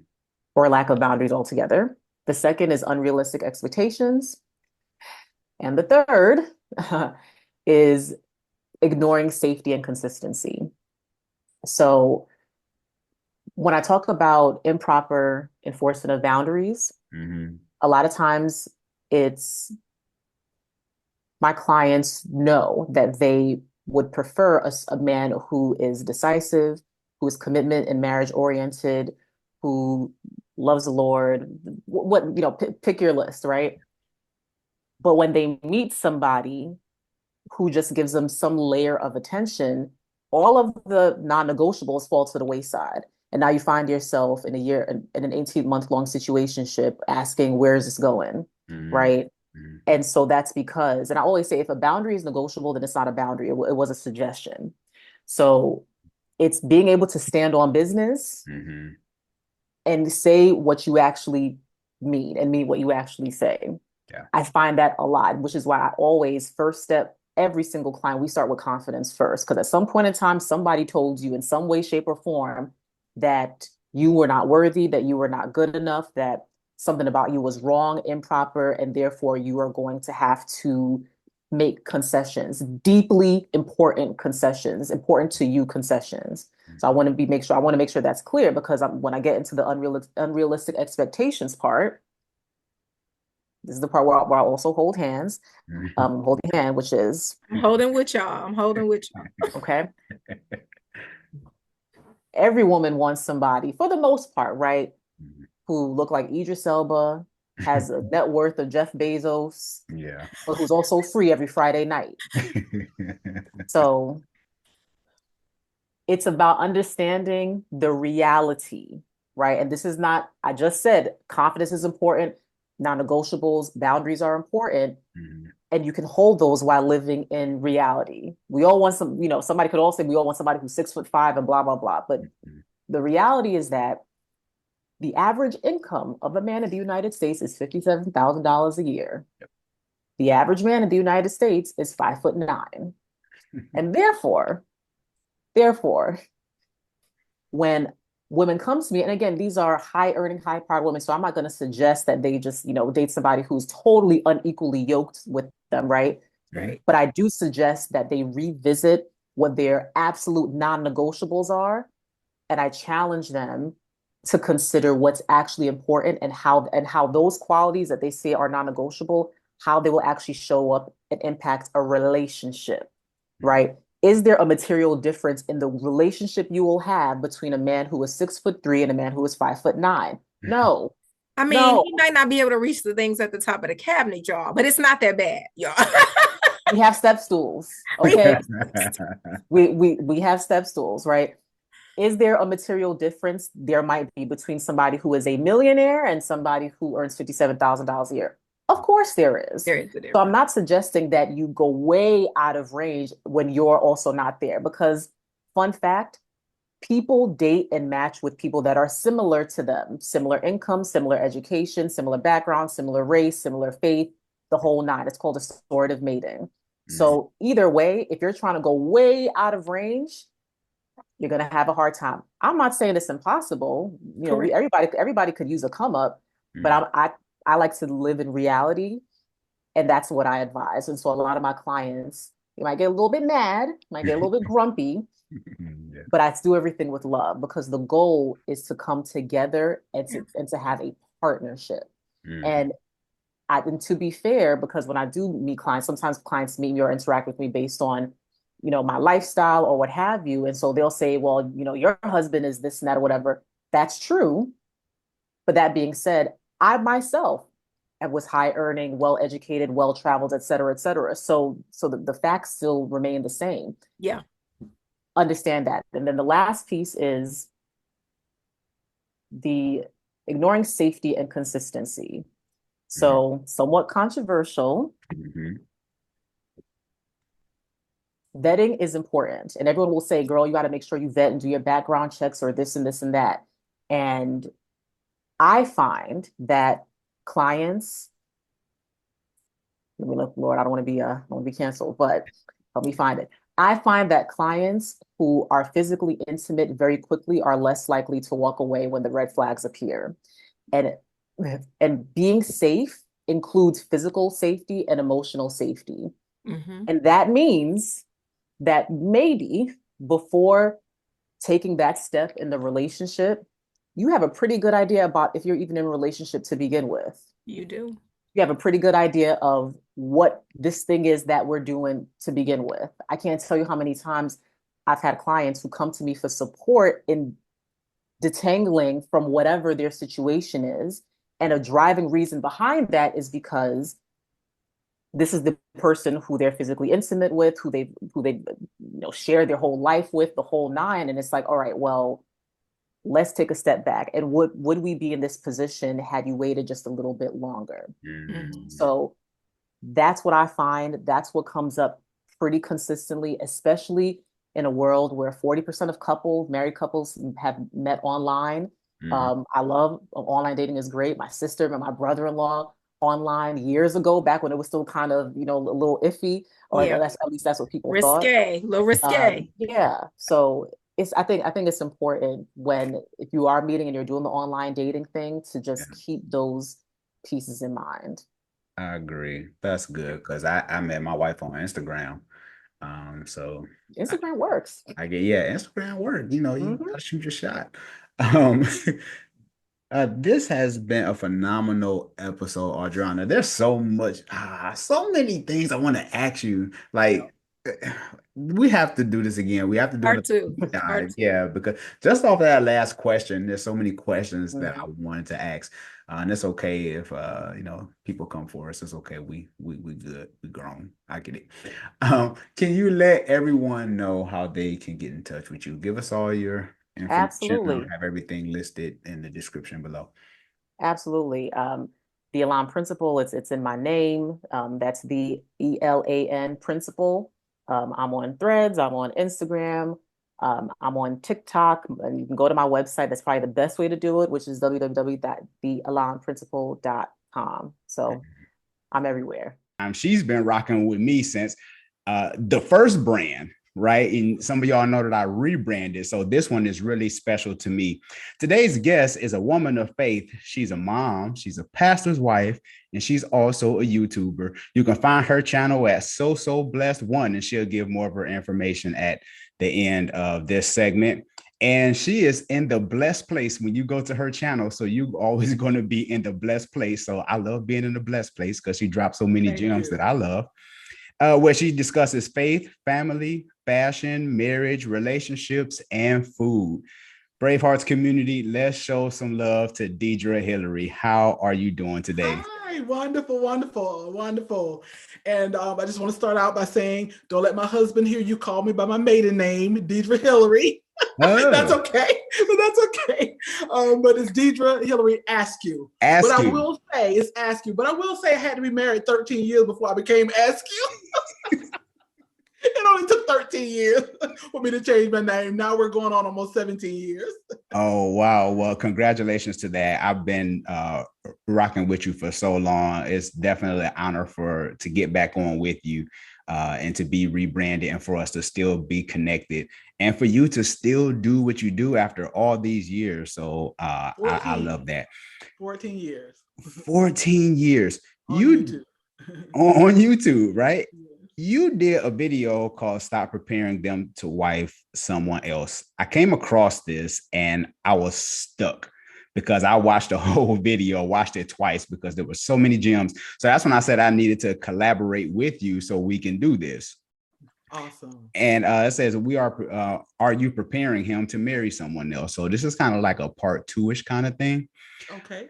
Deidre, let's jump into this. Do you think men desire marriage while in a relationship, although they are already getting the marriage benefits? Good question. I believe, yes, men desire marriage. Mm. However, when we give the man a marriage environment or a marriage relationship, or we're already the marriage benefits, as you put it, then it lessens their desire to be married. You know, we hear all those old adages of, why buy the when you can get the, so I don't want to offend anyone with those words, but but the meaning behind it is true, that when we offer the marriage benefits without the benefit of being married, then it lessens the man's desire to really want, or motivation or inspiration to be married. So that's the answer. But in general, I believe, yes, men want to be married. And I think a lot of times as women, we think that men don't want to be married because we're finding it hard to find those men that want to be married. Right. We find it hard to believe that they want to be married, but I personally believe that men want to be married. And I know the experiences that I've had, that I know many guys who tell me, a lot of people call me first lady. First lady, I want to be married. Yeah. First lady, I want to be married. And sometimes I'm surprised. I've been surprised because I too thought a lot like, most women. These men just want to play around. They don't want to be married. But the more I talk to guys and realize, wow, they do want to be married, but they are looking for a certain kind of woman, certain kind of motivation to be married, etc. And I know we'll talk about that further. But to answer that question, yes, they want to be married, but we lessen their desire, motivation for marriage when we give them the marriage benefits before we get the benefit of being married. Yeah, I love that. And that's true because, I went through a divorce and I remarried because I knew that I still wanted to do this after bumping my head. I had to learn after 15 years and then going through a divorce. But I still desired to be married. I didn't want to play the field. And I tell singles that all the time. Like, I didn't go and have a whole phase or whatever. I didn't want to go and do all that. I was just like, I want to raise my daughter and eventually I want to do this again. So I'm glad that you're debunking this myth, like men don't want to do it. Because do you think women use that as a cop out sometimes?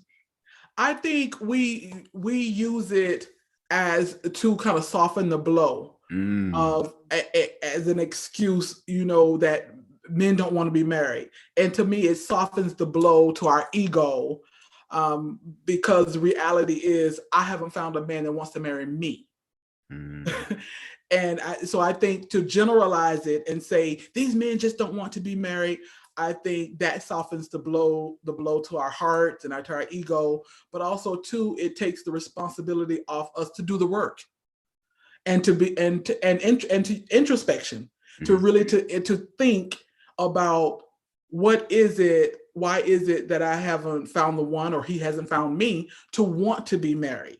And so it's easier just to make a blanket statement that these men just don't want to be married. Yeah. No, I totally agree with you. I'm glad that we're discussing this. So we're just trying to help somebody tonight. So ladies, yes, there are men that's willing to marry you. Right. And I'm glad to hear that, like you say, even after being in a long-term marriage, when you were out, you still had a desire. You could have easily said, no, that's not for me. I'm going to play the field. I don't want to go through this or that. But you still had a desire to be married. And there are so many, I don't know if you've experienced it because I'm sure you have a lot more guy friends than I've been exposed to, but do you find, I'm sorry, I'm interviewing you now. No, this is what you do, right? You're a YouTuber. I'm listening to you. Do you find that there are men or you have guy friends or friends, a guy that you know of who do have a desire to be married? What's your experience with that? Yes, I know guys, and sometimes people be like, you got a brother or you got a friend, that whole thing. And I'm like, yeah, but it has to be the one that's for you. Exactly. I think that's the biggest thing, because just because he want to marry doesn't mean he might want to marry you. Exactly. So it just depends on, because just like, with women, they have certain things that they like in a man and stuff like that. Like, I might like him, but I don't think he's the man for me. So I think that's where you have to know who is the right person for you. That's custom design that God made for you. Exactly. And you hit on such an awesome point that quite often men and women, we think that a person does not want to be married, or men don't want to be married, or women don't want to be married because we haven't found the one for us. So we generalize that these men just don't want to be married. And you have to understand that you just haven't come across the one that wanted to be married to you. But it doesn't mean that men don't want to be married, or there's no good women out there who want to be married. Yep. Totally agree. How can a woman know if the man is willing to give as much as she is giving? There's only one way for a woman to know if she is getting the same as she's giving, and that's by his actions. That actions speak louder than words. But as women, we listen to those words. But there's only one way to know if a man is willing to give as much as she's willing to give, and that's by paying attention to his actions. Is there reciprocity, in this relationship, or in this time of dating? And that's how you're going to know if he's willing to give, because if he's giving you his time, if he's giving you his energy, if he's giving you his, he's comforting you, if he's there for you, and that's the only way you're going to know. And you can't disregard what you're seeing in hopes that one day, or if I marry him, he will start giving. If I marry him, he will start doing this. He's going to do those things in the beginning that he's going to do in the end. And yes, we all learn, change, grow, evolve. Yes, we all do that. But you could tell at the beginning, if he's not giving to you in the dating time, then he's not going to be giving to you as a marriage partner. Yeah. And that's the only way you know. To me, that's of course my opinion, but there's no other way to know if a man is going to be willing to give to you, or give to you as much as you give to him, purely by his actions. Yeah, because you said something in the video that I was watching, you had me cracking up. You talked about how do you know if a man is giving you his time, or if he got like a side chick or a wife or something? You said that he's like all in the camera, and you can't see any of the background. Exactly. It's like I said in the video, my husband and I have been together, almost 17 years. We have a great marriage. But a woman knows if you pay attention, if you're not leading by your heart, if you lead, with your head. So I knew when my husband was up in the camera like this, I was like, why is he in that camera like that? Yeah. And then I talked to him for a little bit and I hung up. And then I said, no, this is not sitting well with me. And so I called him back and I said, why are you all up in the camera? What don't you want me to see? And he's like, oh, I'm here with our son, because our son was in town and they were having dinner. Yeah. And so my son, I was like, let me speak with them. Sure, who's over? So my son got in the camera. Now my son's all in the camera. But then I said, oh, later on I told him, I know why you didn't want me to see, because they had somebody else was there with my son having lunch, and they didn't want me to see that. So I'm just saying that we have to lead with our head. Yeah. There are things sometimes that just don't line up. And if this man you're dating and those things don't line up, if you don't have access to him, he's not freely giving you that time, you can't come to where he lives, you haven't met anybody in his family, there are all kinds of signs, but I know that's a whole nother video, so I don't want to get all sidetracked, but there's a whole lot of signs, but we leading with our heart and listening to all the things that he says and not paying attention to those actions. Like we were saying, it all goes back to actions. Yeah, because as I was just cracking up when you said that, but I was thinking when my wife and I dated, when I remarried, we lived in 2 different states, and we always had time for each other.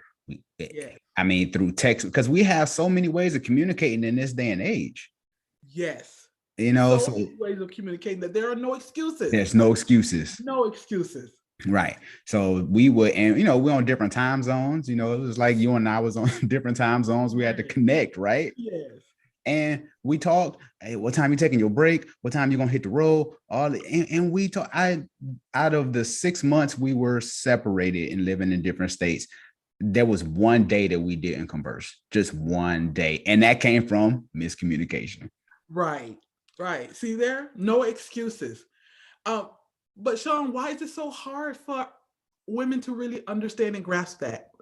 Why is it so? I grapple with that. Why is it so hard for women to really understand that a man who cares for you, who's pursuing you, who wants a relationship with you, is going to make time for you? There is nothing. Was there anything that got in the way of you communicating with Clarissa those 6 months? No. Work, family.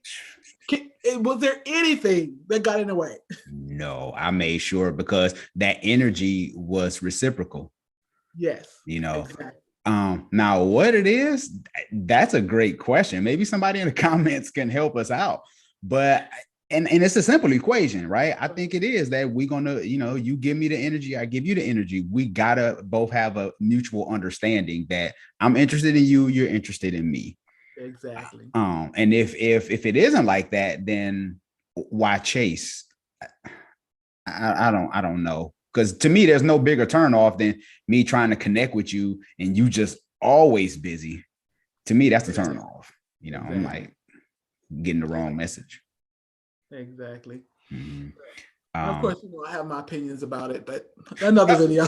I would love to hear, because we out here trying to help folks. Well, I know several reasons why we as women, lead with our heart and find it hard to understand that if a man don't have time for you, then he's just not that into you. I love that phrase. He's just not that into you.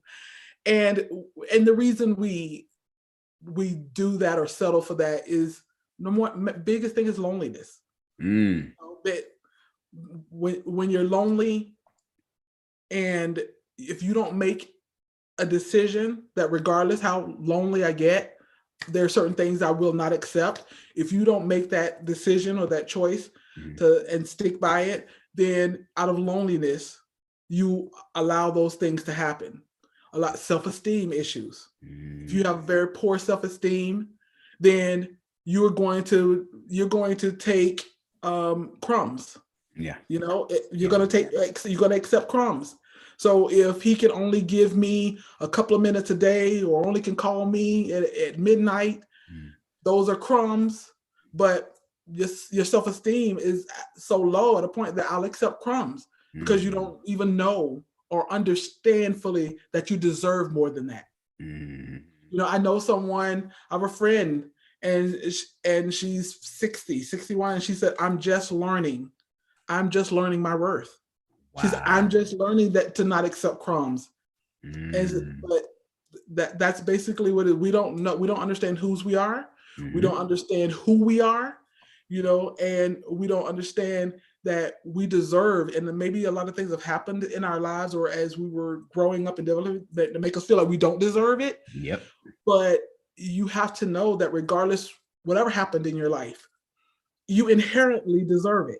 Yes. It's not hinged upon how you were raised, who told you you didn't deserve it, who crushed you, what man told you that you are not worthy.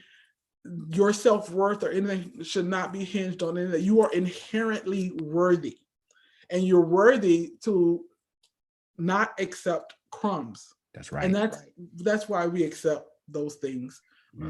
That's part, and maybe if some other reasons, but I think that's the primary reason. Yeah. Sad but true. I agree. I was listening to a therapist the other day, not my therapist, but I was listening to a therapist the other day and on a podcast, and she talked about when we struggle with low self-esteem, a lot of times that come from or not loving ourselves, because it's like, what is self-love? What does self-love look like? And if we take a spiritual perspective, we know what that love looked like with Christ on the cross. But as far as just say your average listener, a lot of people struggle with self-esteem because the internal conversations they have with themselves they never follow through. So say they like, I'm going to start eating healthy, or I'm going to start like all these things we internalize and tell ourselves, but they never follow through. Right. So anything that you don't follow through with, it becomes a hit to your self-esteem, because you can't, if you can't be committed to you, then how can you be committed to somebody else? Exactly. Yep. Good So, stuff from the therapist. yeah, Yep. right. That was my little therapy session for a second. Got your therapy. Yeah, right. I know that helped me. I was like, dang, oh, okay. I see why I was struggling with self-esteem for so long. So why do you think so many women get deceived during this dating stage? Is that still kind of the same thing, just accepting the crumbs? Kind of the same thing, but also it's because we're leading with our heart. And we're leading with our heart, and we should be leading with our head. And I often said, and you might have heard me say it on my lives, is that I understand why we lead with our heart, because that's what God placed in us. Yeah. And it's placed in us for a reason. That's how we can nourish our family. That's how we can raise our babies. That's how we can be that soft place in a hard world for our men. Because we have that heart. Yeah. And I feel like that's what draws men, to us beyond the physical, is that we have that heart that God has placed in us. It's a good thing to have. It's inherent in us. But just because you have that capacity, that deep capacity of love and forgiveness and nourishing, it does not mean that you have to lead with that. You have to lead with what God put in here also. Yeah. So you have to remember to lead with that, and to believe what He's showing you. Believe His deeds, and not just what He says. So that's why we're so easily deceived, is because, number one, we're hungry. My husband and I, we all want to be loved. Yes. So because we all want to be loved, and because we, God made us to want to be in communication and in commune with someone else, that's natural. But we are so easily taken with words. Yeah. And so all a man has to say is, they don't even say how you doing anymore. They just what is the HY whatever. Oh yeah, yeah. What is it? How you doing? HYD. You know what I'm saying? Yeah, or what you doing? WYD, or hello beautiful HB. It's like, and it's like that's the crumbs that I'm talking about. That's all we need, and we're just so deceived by those things, and deceived by what we saw as what a relationship is. Sometimes we haven't had good examples. So you think it's programming? Yeah, sometimes we haven't had good examples, and sometimes we don't even see good examples, and sometimes we're not surrounding ourselves with people who can be positive examples in our life. Sometimes we're surrounding ourselves with our ratchet friends who don't have nobody either. Yeah, right. Yeah. You know what I mean?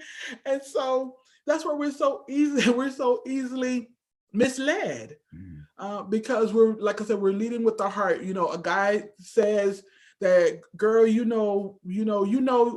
I like you, I love you. And just because he says, I love you. Now, as women, how you're feeling. Not just women, but men too.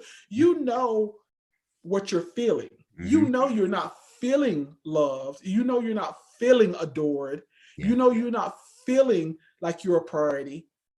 But yet you're easily misled, because he's saying these sweet words, or these, he's saying all the things you want to hear, even though you're not feeling it. But because, again, self-esteem issues, or not having positive examples in your life, or not wanting to be lonely, for whatever reason, the plethora of reasons, we're easily misled by those words. Yeah. And like you said, because women, this was good. You lead with your heart when it comes to your family, because y'all are that soft place, y'all are that calming place for us, that I think maybe women don't know how to turn it off when it's time to date. Like you know, it's just still like by default setting, like I just love you, like I love everybody. I love when you say that, our default setting. It's true. That's our default setting, and we don't know how to change the default. And just in anything, just like anything else, when you have a default, okay, that's good. That's convenient. You don't have to always change the setting, but sometimes you have to change that default setting, depends on what you're doing or where. So it's not going to always be the same setting. And I just love that. I love when you say that, because it's okay that it's your default setting. Yes. But certain scenarios and certain situations, you have to change that default. But you can't use the same. You can't use the same default for every setting, and especially when it comes to dating. Yeah, right. Default, yeah. Oh my God, yeah. So you go into dating, like you say, with the same default setting for every person that you date. It's the same thing, you know, instead of maybe being guarded or changing those settings a little bit, you know. Exactly. Yeah. Exactly. Because what you have to realize is, if you kept the same default setting and the default didn't work, are you going to continue to use that same default? If you were trying to log into something and the default was there, but it never worked, the computer didn't work, or it didn't take you where you need to go, you got to use what else God gave you too and say, let me change the default. You got to change the setting in order to access what it is you're trying to access. Right. Which is love. Yeah, right. And the love that you desire and deserve. I love Change that. the default, ladies. Change the default. That's a whole message for Sunday. Yes, it is. I might just carry this on into my live tonight. Go ahead and use it. We Change the default. I'll give you your props and your credit and tell them, go on over the shop. Hey, I appreciate that. When a woman says she's lost a good man and wasn't ready, what does that mean? And are we really ever ready for a good man or woman? Because I heard you talk about that as well, how women say they felt like they missed out because they weren't ready. And I'm like, what does not ready mean?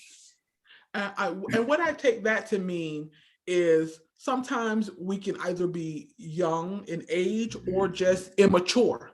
We might have been, a little older, a little bit more seasoned, but we were not quite ready to understand what a good man is. Because some women, we don't know what a good man is. We've had no example of a good. We didn't have a father that was a good example. We didn't have an uncle that was a good. We didn't have a grandfather that was a good example.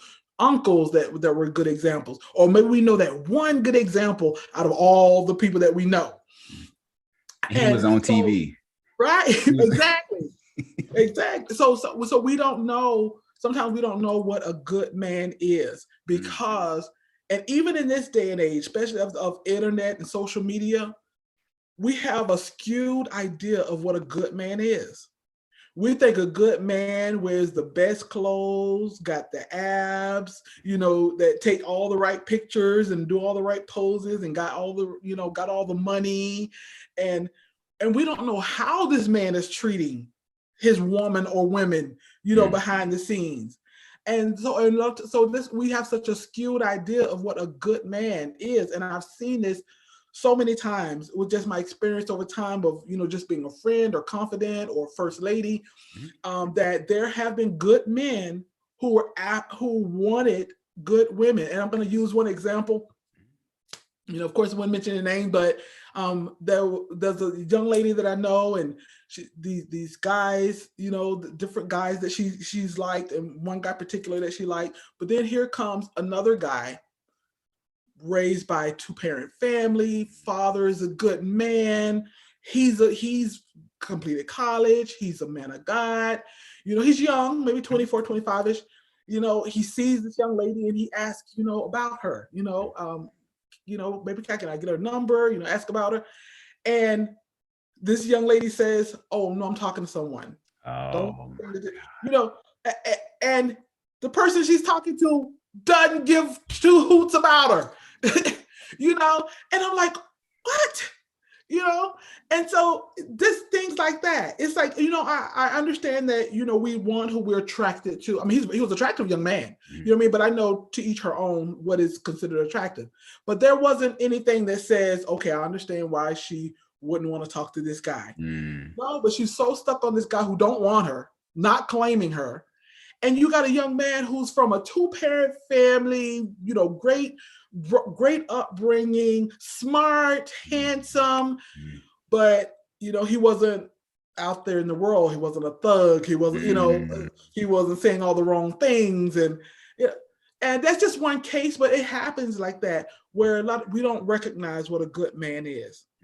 And unfortunately, when we don't recognize we have a good man, or perhaps we started in a relationship with a good man, but to us, he was boring, or he didn't argue, or he didn't light your fire, or he didn't want to go to the clubs. You know, he didn't want to go to the clubs.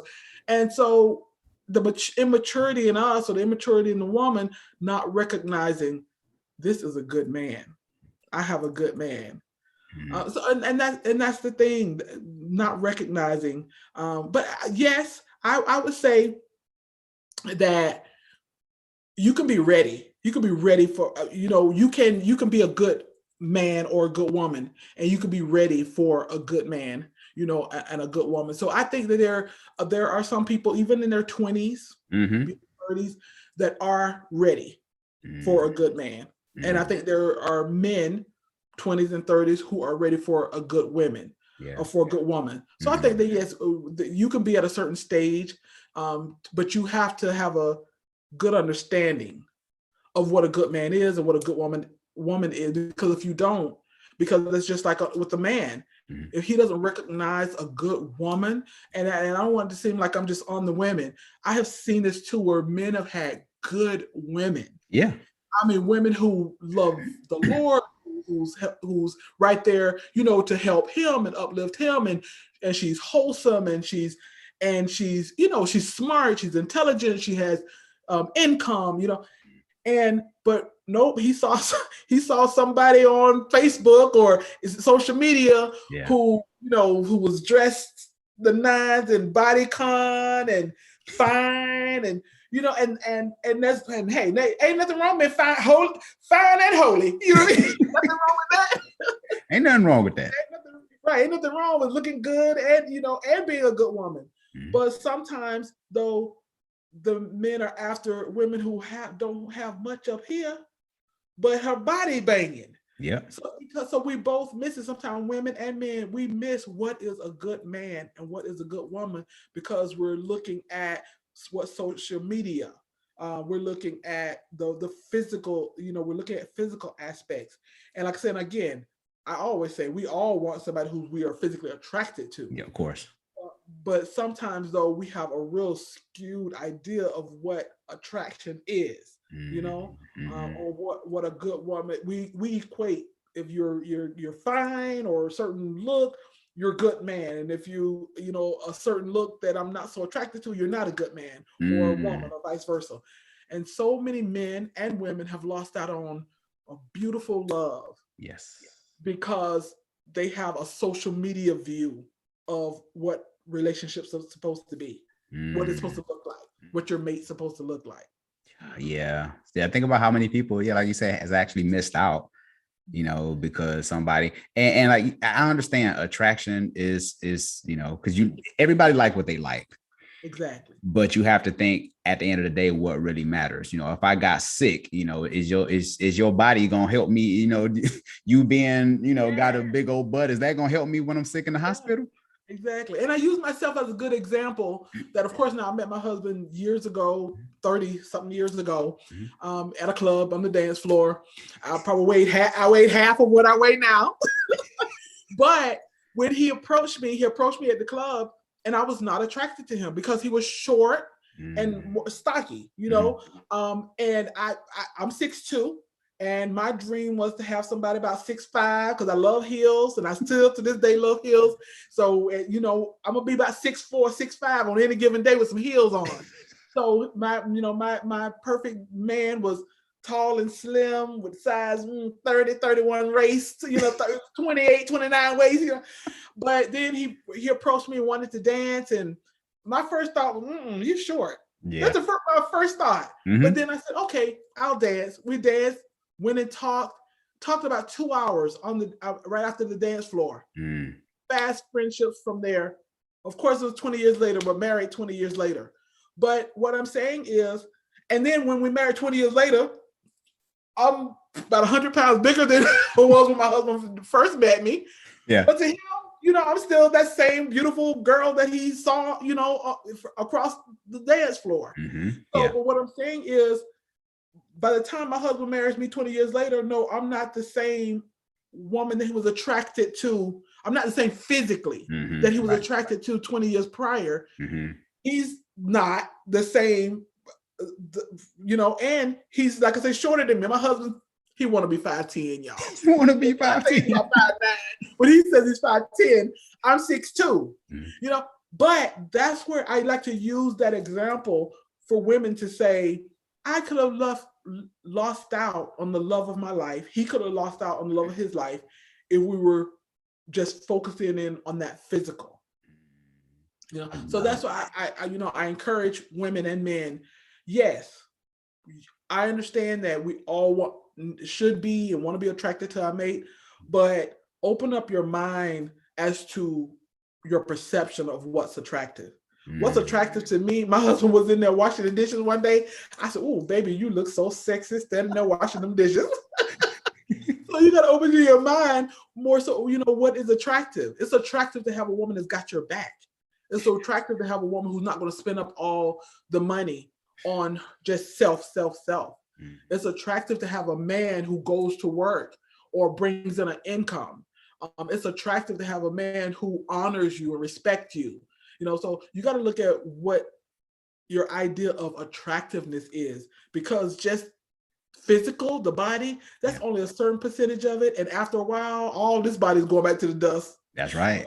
Both were getting out of bed, and his knees was hurting and my back was hurting, and we just looked at each other and bust out laughing. And we were both trying to get to the bathroom. And I was like, okay, you go to that bathroom, I go to this one. And we bust out laughing because, hey, the body's going back to the dust, But the love is everlasting. That's right. I like that, because I was going to ask you about that too, because I hear from a lot of women too that they just refuse to settle. And like you said, I understand the attraction, but because some women because like you said, with you being taller, mostly tall women like tall men. Yes. But because you looked past that, because some women will argue, I know he's short, I don't care. I've heard, and I know women who say, I don't care. God can bless me with everything I want in a man that's 6'4". And yes, very true. Yeah. Very true. And I know a lot of times, especially if you're spiritual, you say, God will give me the desires of my heart. And hey, he can be, and my desires, he's got, 6 figures, 6'4", and this, and true enough. And you may be waiting a lot longer than you would have waited, or sometimes God has to change the desires of your heart in order to give you what he has for you. So yes, he can give you the desires of your heart, and he will give you the desires of your heart. But sometimes God has to change your desires, because the desires of my heart was a man at least 6'4". and a little slimmer, because my husband, like I say, even though I met him 30 some years ago, he was smaller than, but he's broad, and I was thinking I'm gonna give me tall drink of water, tall dark drink of water. It's like he's about my complexion. I want him to be blacker than black. You don't see nothing but white teeth. That's what I like. But that's not what I got. Right. And so, but God changed the desires of my heart to match who he had for me. And then the attraction was there initially because he was handsome. Yeah. But the attraction grew because my attraction was not about how he looked. My attraction grew because he adores me, because of how he treats me, because of his generosity. Yeah. And now he looked just as good as anybody else to me, or better. Yeah, right. Because y'all got that internal love. It's exactly. Deeper than just the physical. Exactly. Yeah. Exactly. I love that. That is so good. Yeah. So ladies, just consider, because I hear a lot of times how this, because women say men get to choose what they want, you know, and it's like I believe we all kind of compromise to a degree. Yes. You know, Yes. I do believe to a degree. Yeah. And to me, it just comes down to, what do you desire most? Do you desire a loving mate, a partner, who's, you know, going to, you know, be there with you, for you, grow older with you, and y'all build together? Or do you prefer to hold out to all those physical, financial things? And there's nothing wrong with holding out. Right. But as opposed to building at age 30, maybe 40, you might be building, you might get somebody in retirement. You might be, you know, and so, not to say it won't happen or it can't happen for you, but how long are you going to, how long will it be before you miss your blessing? Or how long will it be before your blessing come around? Because sometimes, you know, we can stall our own blessings. Yep. That's just like, even when it's not relationship, just certain things in our life, it may happen for us in years down the line, but we blocked it. Yep. We blocked out our blessing, or we held up our own blessings. Wrestling, you know, we know there's a biblical story, you know, where the blessing was being held up because there was a fight. And so sometimes we holding up and blocking our own blessing because there's that fight. I want him to be this and I want him to be that. And they're like, okay, you may get it, but then you holding up the blessing because you won't let go and let God. You know, fighting. But it's your prerogative. That's right. Yeah. You know, you know, how long you want to wait. And I've heard women say, "I'll wait," and that's good too. Yeah. Yeah. That's good too. You know, but to me, waiting should be for certain principles. You know, I was 38 when I got married. I got 38, but I was waiting on certain principles. I wasn't waiting on a certain look. So Big it's difference. okay to wait. It's your prerogative to wait. And if you want to, but wait for certain principles. Yes. But not waiting for a certain look. I love that. Yeah. Yeah, because there was something I was going to say about that, about the weight. Oh yeah, because when you look at everything, say from a pie chart perspective, if you look at statistics, the average man is probably like 5'8", maybe the average man. You know, so if you want somebody that's 6'3", the chances of you running into somebody 6'3", it takes a lot of the pie chart away. It takes maybe, 70% of men. So when you take away the ones that are incarcerated, you take away the ones that are already married, you take away the ones who don't desire a woman. Yep. Your pie chart is just getting smaller, and then now you're looking for the ones within that over 6 feet. Out of the whole chart, the pool of men you're looking for is in there. Yep. And you way out of location. Like I said, you got to open up that pie chart. Yeah. And then on top of that, you want somebody that got abs and somebody that makes 6 figures. By the time you're done, you ain't getting none of the pie. You got a sliver of hope. I don't even know if sliver is enough. Nah. Barely. Yeah. Yeah. I don't know. I say that when you get sick and tired of being sick and tired, you'll say, God, bring me who you have for me. Be it unto me, Lord. Yes. But a lot of times we ain't sick and tired. We're not sick and tired enough. That's true. Last question. Great conversation. What do you think hinders men from becoming husbands? Because you got guys that they play the field all day, because in order to be marriage material, you at least want to be married. Right. Exactly. I say what hinders men from becoming husbands. Hope the women don't get mad at me, but us women, we hinder the men from from wanting to become husbands. Preach. Because of the way, the energy and the vibe that that we put out. A man wants, for the most part, I believe most mature men, we're not talking about grown boys, right, but most mature men want to be married. Mhm. And what prevents them from wanting to become husbands is how they feel that marriage is going to go, how it's whether that woman is going to be controlling, she's too much energy, it's too much responsibility on me to make her happy.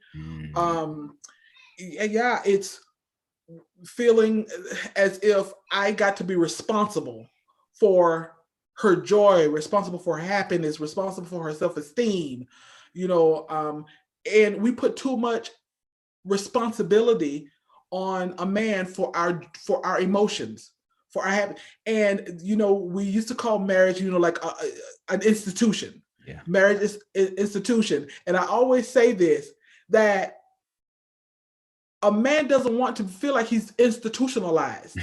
And I feel like that's what he sees in marriage. Like, I'm going to be institutionalized. It's binding. It's like, I feel like I'm going to be in a jacket, one of them jackets. Yeah, straight jacket.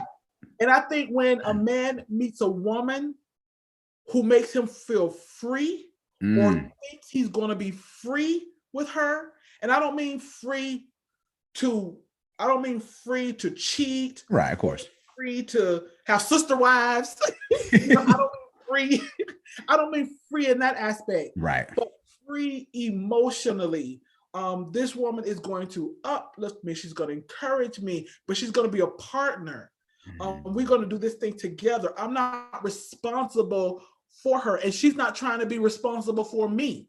We run men away by trying to be responsible for them. And we don't know that because we think we're being loving and nurturing. But a man don't want a woman to be responsible for him. Like I said, I'm not talking about grown boys. Grown men who are grown boys. They'll let you be responsible for them. Yeah. But to me, a mature man, he doesn't want this woman responsible for him. And he understands his responsibilities in a relationship. He understands his responsibility to cover, responsibility to provide. But he don't want to feel like he's responsible for you and all your emotions and all of your and everything that comes with that. He don't want to be responsible in making you be a woman. Yeah. He wants that woman as a, in a partnership. I don't want to be responsible for making you a woman. Yeah.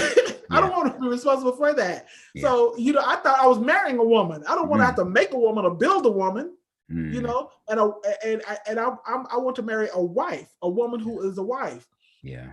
So a lot of times we as women, we hinder men from wanting to become husbands because, like I said, a man doesn't want to be in an institution. He wants to be in a partnership.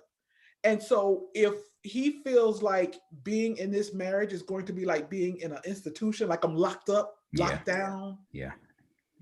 But if he meets a woman that says, wow, she doesn't make me feel locked down, locked up.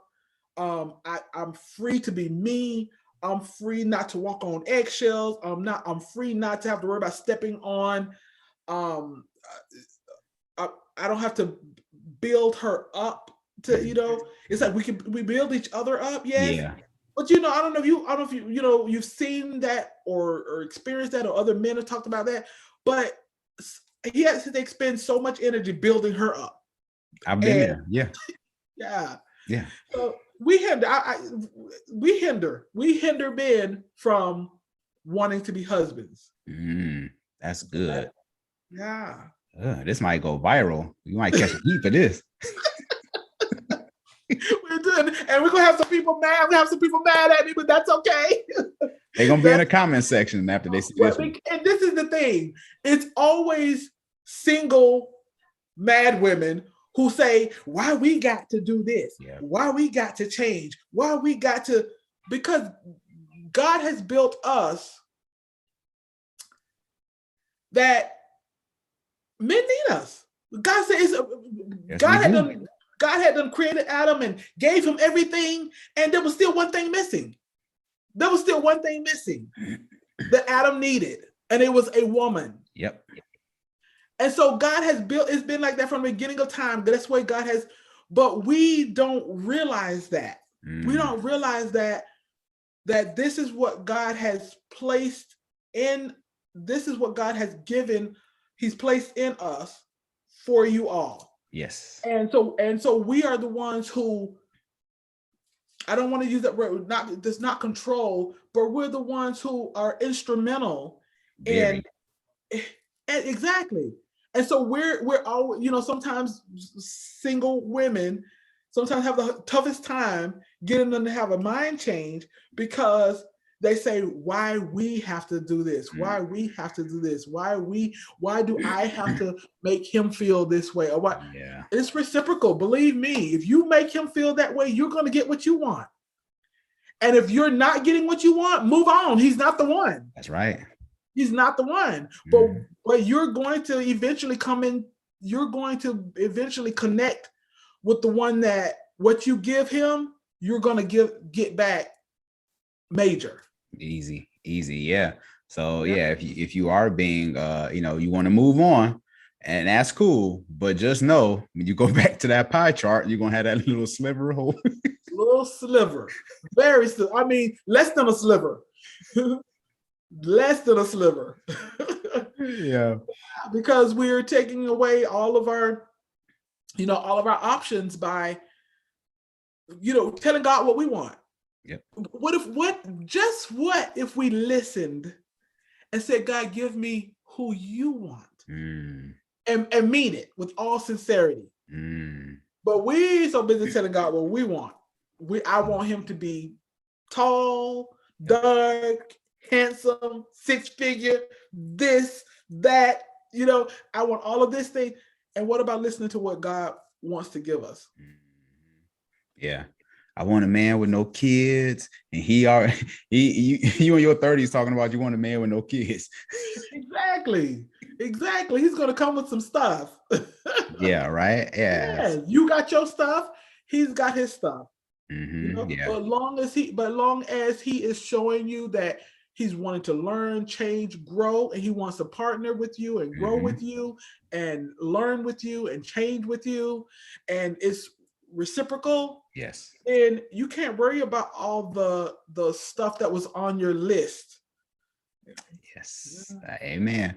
Because I will say that one thing I really enjoyed about my wife was, you know, she was there, like the energy was reciprocal.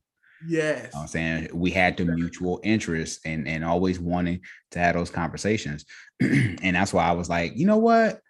I like her energy, because when for people who chase people, I don't know if people are attracted to that. Like the chase. No, they're not. Okay. They're not. No, I would say now, as women, let me put it this way. As women, we are attracted to the chase if the chase doesn't cross over into thirstiness. Okay. But as far as men, to me, men are not attracted to the chase. Yeah. They're not attracted to women chasing them. Yeah. That may last a week or so, but after that, he's not attracted to the chase. Yeah. Women, I would say we're more attracted to the chase, long as the chase doesn't become creepy, out of bounds, or you know, you real thirsty. But what I tell women though, men are not attracted to your thirst, and they're not attracted to the chase.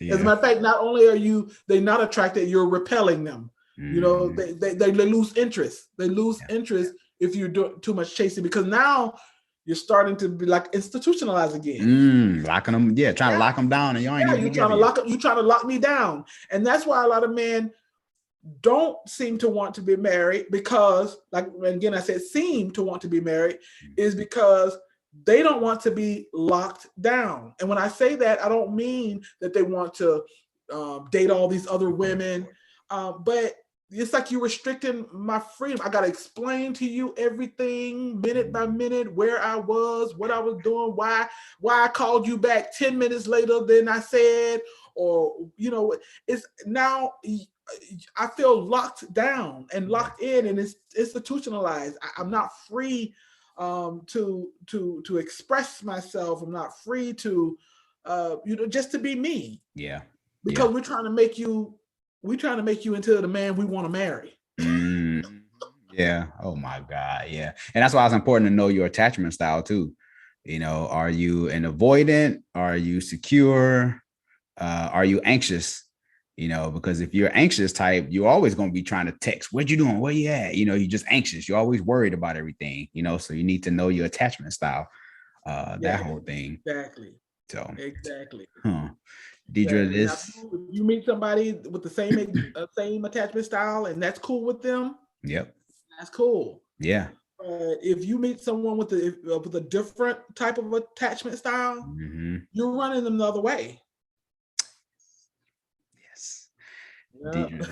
This has been a wonderful episode of It's Scary to Remarry, and this topic of trying to help our sisters out, and even for brothers. I think this is important for men as well, so they can kind of get a vantage point, kind of see you know, what the things that women go through, because I'm sure it's not easy for women to try to find somebody who, you know, compatible. I'm sure it got to be tough out here, but I do want to acknowledge you for being married 20 years, over 20 years. No, I've been knowing my husband 30. I've been knowing him 30 years, but 35 years, right? But no, April will be 17 years of marriage. April 17 years. Okay, well, I want to acknowledge you for going on 17 years of marriage and fighting the good fight of faith and building people up and staying consistent through the YouTube channel. You have helped me time and time again watching your content, so I want to acknowledge you for that. And just staying the course. And just want to acknowledge you for your wisdom and just for helping out society and culture. I think people need to hear more from you, even though I know you're dropping content all the time, but I wish we could give you a bullhorn. Thank you. So you can continue to drop them gems, because there's so many dysfunctional channels out here that we need voices like you that's out here. So I want to acknowledge you for those things. So continue to do what you're doing. Any closing comments before we get out of here? Thank you for this opportunity. One thing I want to say before I close is, because I know I'm hard, sometimes I'm hard on the women, but like I say, it's the tough love. Yes. Because I really love and respect women. And I think we're so awesome. And God has just, you know, made us, we're just beautiful. You know, we're awesome, we're beautiful. And there's so much in us. We got so much love to give. And when we give that love, it's beneficial. It's beneficial to men, you know, it's beneficial to our children. It's beneficial. So I know I'm a little tough, you know, on the ladies, but it's all out of love, because I want you to have the love that you deserve, have the love that you desire, to be able to give all the love that you have, that you can give it to someone who will appreciate it and who will reciprocate, you know, in the relationship. And that's just my heart desire, just to uplift women and to let them know, because a lot of women don't know that they are awesome, that they are fearfully and wonderfully made, that they deserve the love that they desire in their hearts, and they don't have to just take the crumbs. And so I just wanted to say that. I also, you know, just invite you that you can find me over at So Blessed One on the platforms of YouTube and TikTok and where IG is the main place. I do a few little TikToks here and there, but over on Instagram, So Blessed One, and here on YouTube. So I invite you to be a part of the Blessed Place. But in the give back culture, it's like, oh, I ain't communicating. I'm going to tell you what you're not doing. And then what does that lead to? Just a cycle of toxic relationships. Because number one, you're never dealing with the issues that could be keeping you from being with the person you want or deserve. And then number two, you're making excuses, and you're not like accepting things that can actually make you better as a person. When you allow your significant other or your spouse to say what they need to say, if you accept it instead of being defensive or reflective, you unarm the conversation. That's true. That's true. You know, because now they said what they had to say, and because they're ready. They you know, they know what they can say about you. And if you accept it and you're like, you know what, that's an area I need to tighten up in. That's an area that I need to do better in. I'm sorry. They stuck there like, Right. Well, because What's up, Bravehearts community? This is Sean Heineman, your premier pre-engagement coach, back with another segment of It's Scary to Remarry, wanting you to love fearlessly. Today, I have a special guest with us. And the cool thing about today's guest is I've seen her on TV before. So to actually interview her is like, oh, I'm excited. So anyway, let me introduce you to today's guest. Today's guest is a relationship strategist. She's a keynote speaker and author. I want to talk about her book as well. We'll talk about that. And also, she's been featured on ABC, CBS, NBC, and the New York Times, helping you discover your practical path to love. Bravehearts community, let's show some love to Elizabeth Overstreet. How are you doing this evening? I'm good, Sean. Thank you for having me on the show. Look, you hype me up so much. I feel like I have a little pressure on me to make sure that people, when they're tuning in, really get some valuable information out here. So I'm gonna up my game tonight, so people walk away and feel like they are learning something new or something that could be helpful to their relationships. But thanks for having me on. Oh, for sure. I want to speak to you. There's some specific topics, but I wanted to speak to you about this thing called phubbing. Is it phubbing? Yes, it's phubbing, like PHUBBING. So it is interesting. It's a term that's been out there for a little bit, but I, thought it was worth talking about again. And it's really when we allow ourselves to be so distracted by our technology that overtakes our time. So sometimes you see people literally in bed together, but looking at their phones and not really communicating with each other. Or you're out at a restaurant, or you're with your significant other, or even your kids. It could be any kind of relationship, romantic or non-romantic, and you're more consumed with the social media that's in front of you. And I'm raising my hand because I've been guilty of this. The world we live in, we have to stay attuned to what's happening with relationships and things of that nature. Plus, we get into the entertainment just like anyone else. We like a good laugh and some mindless entertainment. But I think the balance is like not allowing that phone to take the place of spending quality time and still interacting with, your significant other or spouse. Mm-hmm. Yes, because I think I've heard it before, but once I saw your video, I was like, we just have to talk about this in depth a little bit, because I know I'm guilty of it. And as a creator, I'm always searching for content, Google Trends, right? So can you help the viewers and listeners who's listening via podcast? Can you give us some strategies on basically how to help us put our phone down? Literally, we need to just put our phone down at a certain time. I mean, really simply take this, put it away from you, and really sit with someone to have a conversation. And I think that fine art of conversation and social interaction has really been lost. And even if you're not married and you're dating, the thing I hear about people that are dating is a challenge is like connecting with people, like really feeling like that person can have an intellectual conversation with you, or that they could just be conversational. And part of that, I think, is because of this. I mean, it's a beautiful thing to be able to look at social media, but we are also living our lives day to day, right? And this is real, our life. And this is like a part of it, but it's not totally intertwined with our life.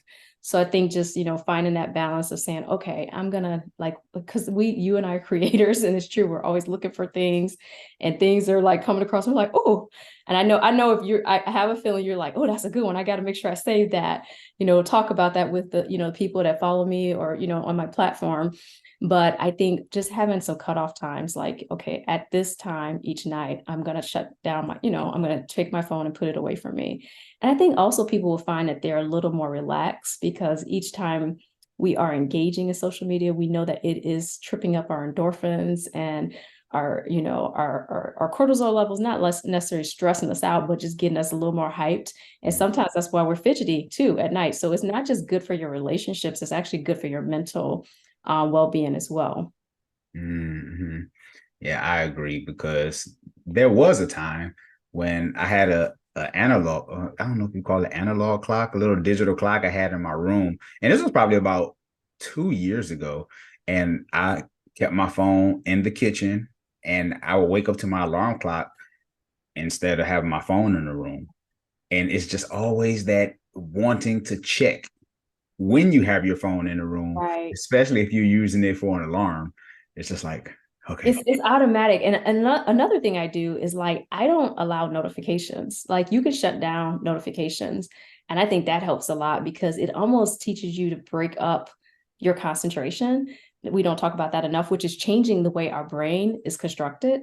Because it's like you think you're multitasking well, but you really aren't. You're kind of throwing your brain out of concentration mode and focus, which I think is impacting some of the quality of our relationships and our ability to stay focused. And as I'm saying this, I'm talking to you guys, but I'm talking to me too, because this is something I struggle with. It's like we're so used to seeing something in 30 seconds or a minute or 10 seconds, and it doesn't capture our attention. We go on to the next thing. And I think that's happening in real life, which is why sometimes when we're even sitting in front of someone and listening, it's easy to miss things because it's just like our minds are being trained a bit to just not stay engaged, or to move on if we're bored. So I think that's complicating some of our relationships and our ability to connect to people. That's good. And I think and correct me if I'm wrong, I think it also affects people eye to eye contact. I've noticed people really don't look at people. Yes. And I guess I'm telling, I'm 46, so I'm telling my age, but we were always taught that you look someone in the eye when you're talking to them. And nowadays, it's like they'll look at you for 2 seconds and then they're off. And then maybe they'll come back maybe a minute later, but it's almost as if people are looking. I don't know if that has anything to do with our phones. I don't know. No, you might be onto something because you're right. Like sometimes if you just observe surroundings, and my husband's really great at this, so that's why he balances me out really well.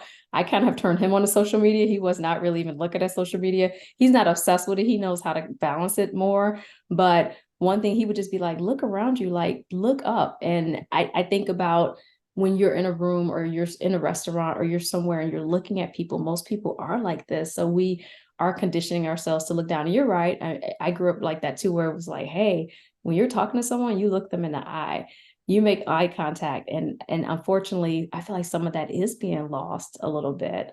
And it's something about eye contact. Like if I'm looking at you and you think I'm looking at you and you feel like I'm hearing you and I'm communicating with you. But if I'm like this, it could feel like I'm not really connecting with you or hearing you or listening to you or respecting, what you have to say. So there's value in this, in us building, just healthier relationships in general.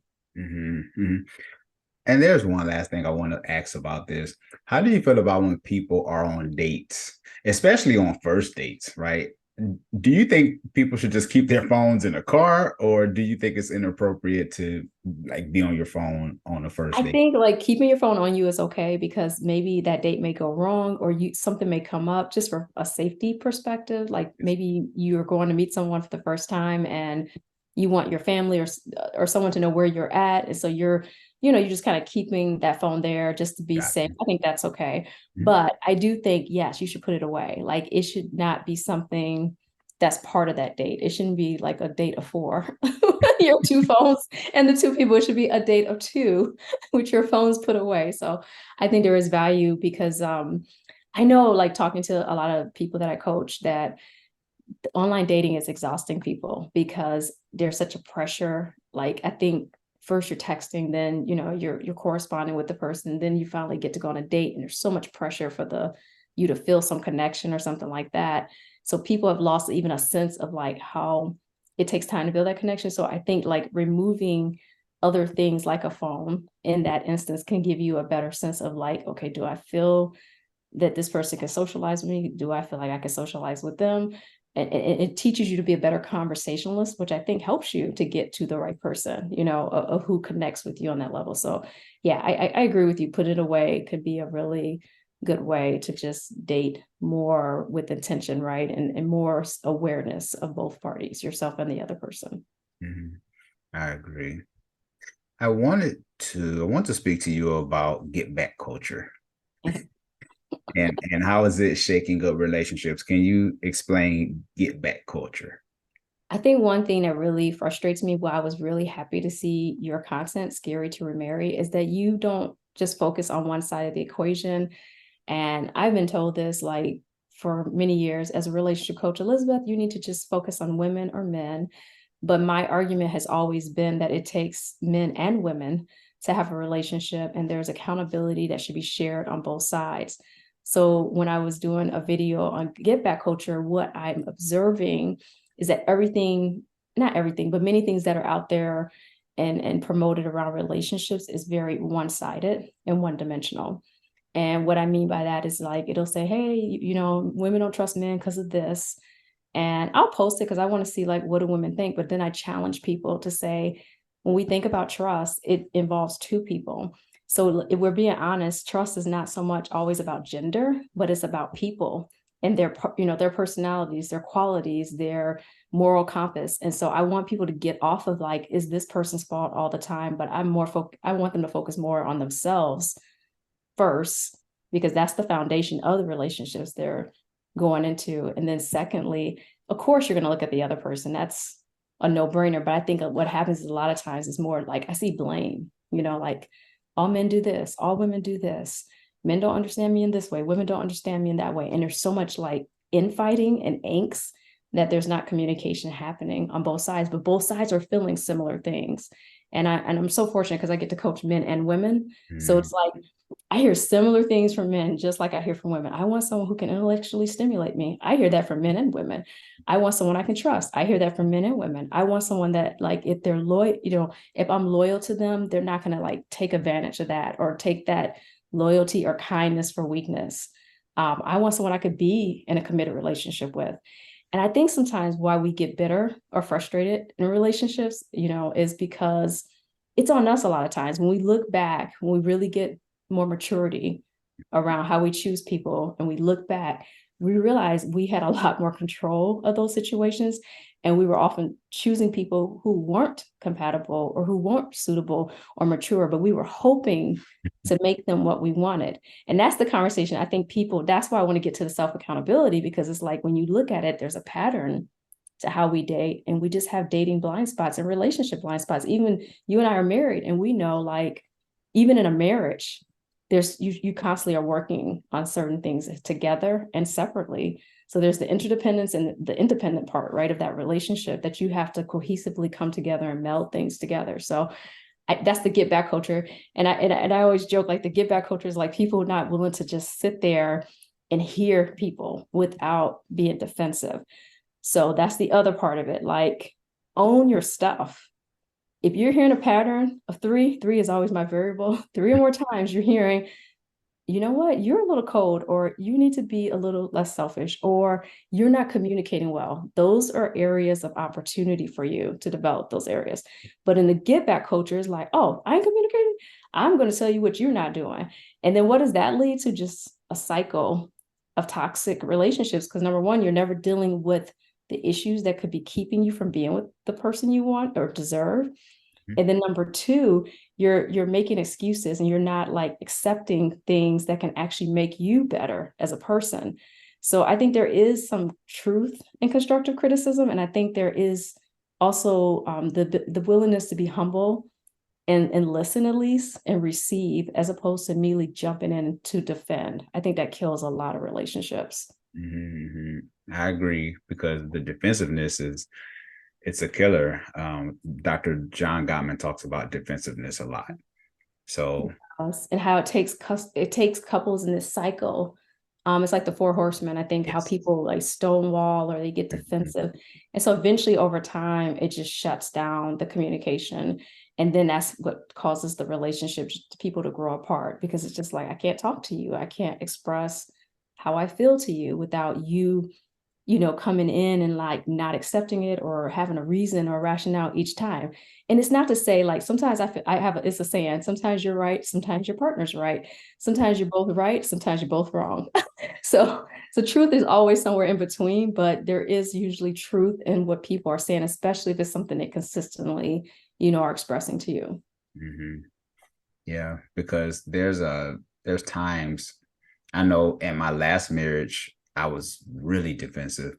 And I know that's one of the reasons that led to the demise of my marriage, because I wasn't good with accepting criticism. And now that I'm more mature, I'm learning now this time around, like, listen, like you said, there could be some truth. Take some time to listen and hold yourself accountable and be okay with that.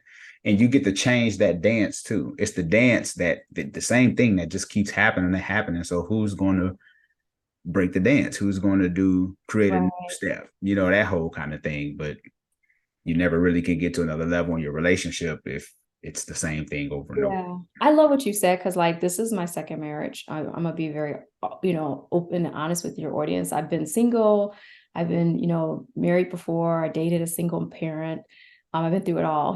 I've been in long-term relationships and then I remarried. And there was a lot I had to learn about myself. That's why I'm very passionate. Like, I know sometimes I feel like I can't shut up when people ask me questions about this stuff, but it's like, I don't want people to go through the learning curve I had to go through because it's like unnecessary pain.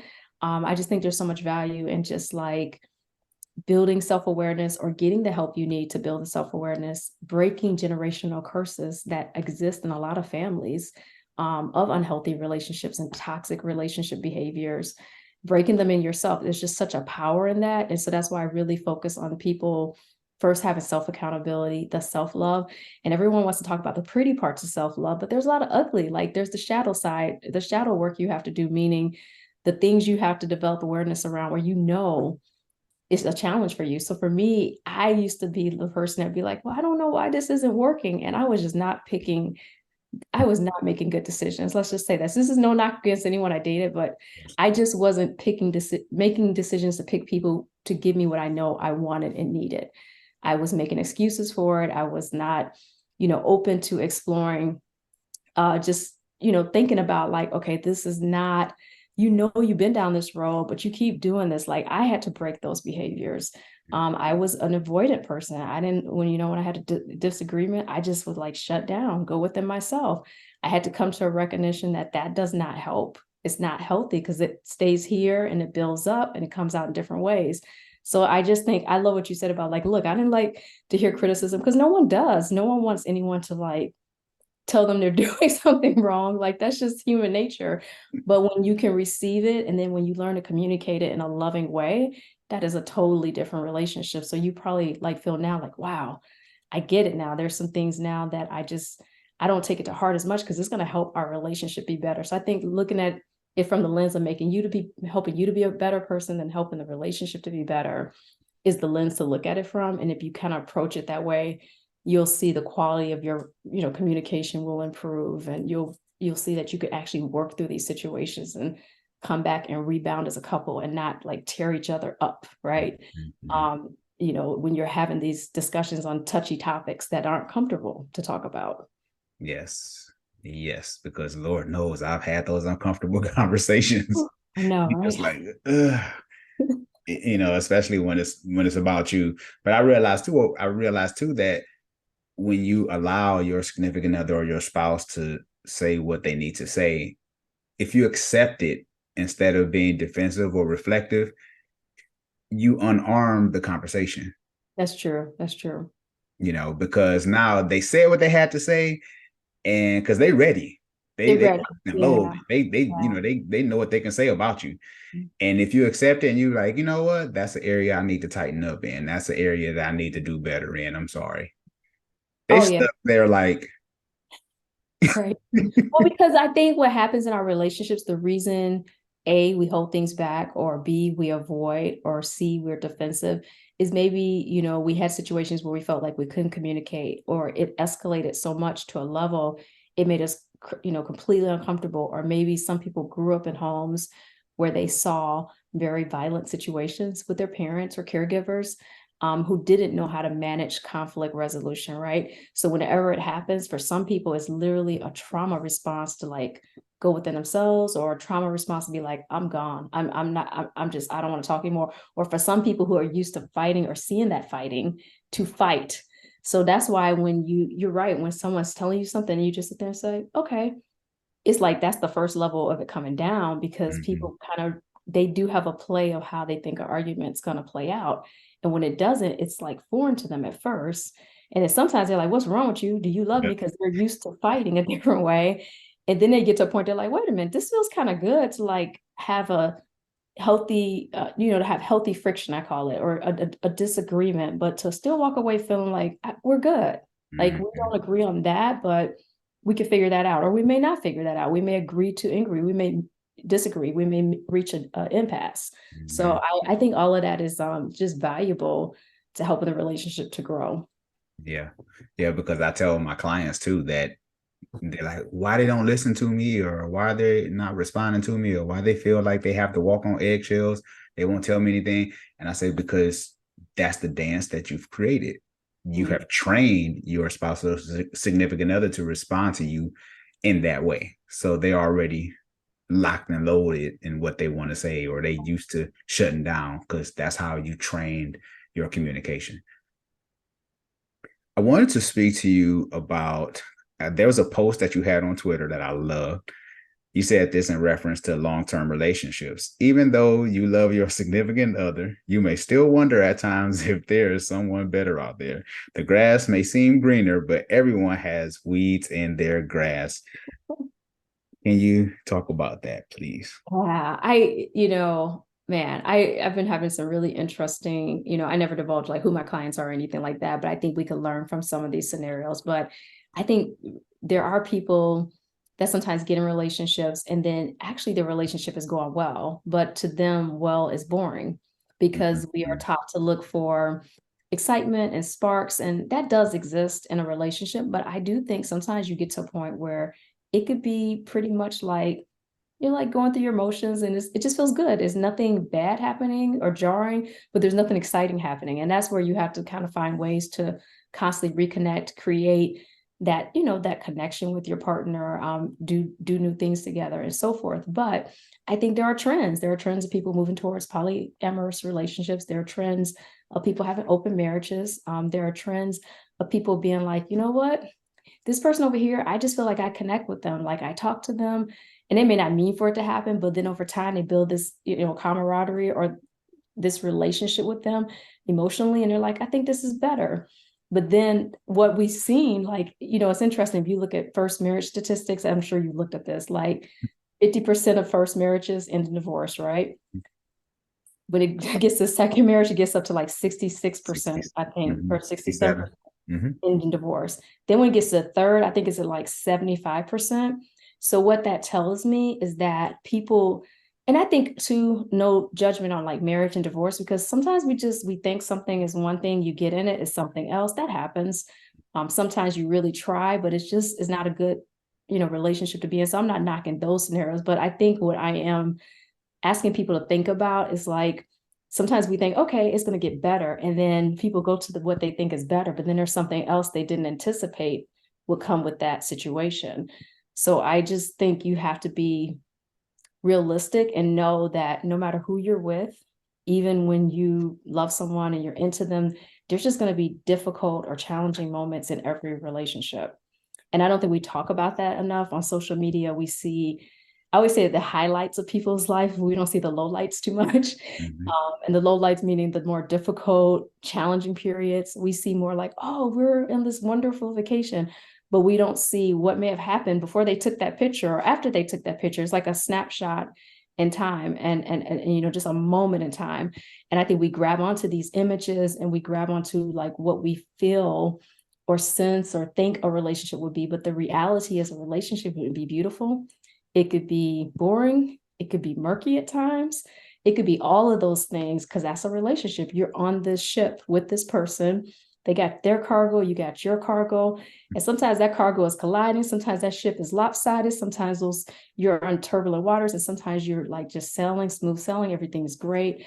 So I just, because I remember having these conversations with some friends of mine, and sometimes they would say things like, well, this other person's doing all these things for me. And I said, well, they're not dealing with your day to day. That might feel appealing because there's limited exposure. If you're just going to have fun with someone for a moment, that's going to feel more exciting.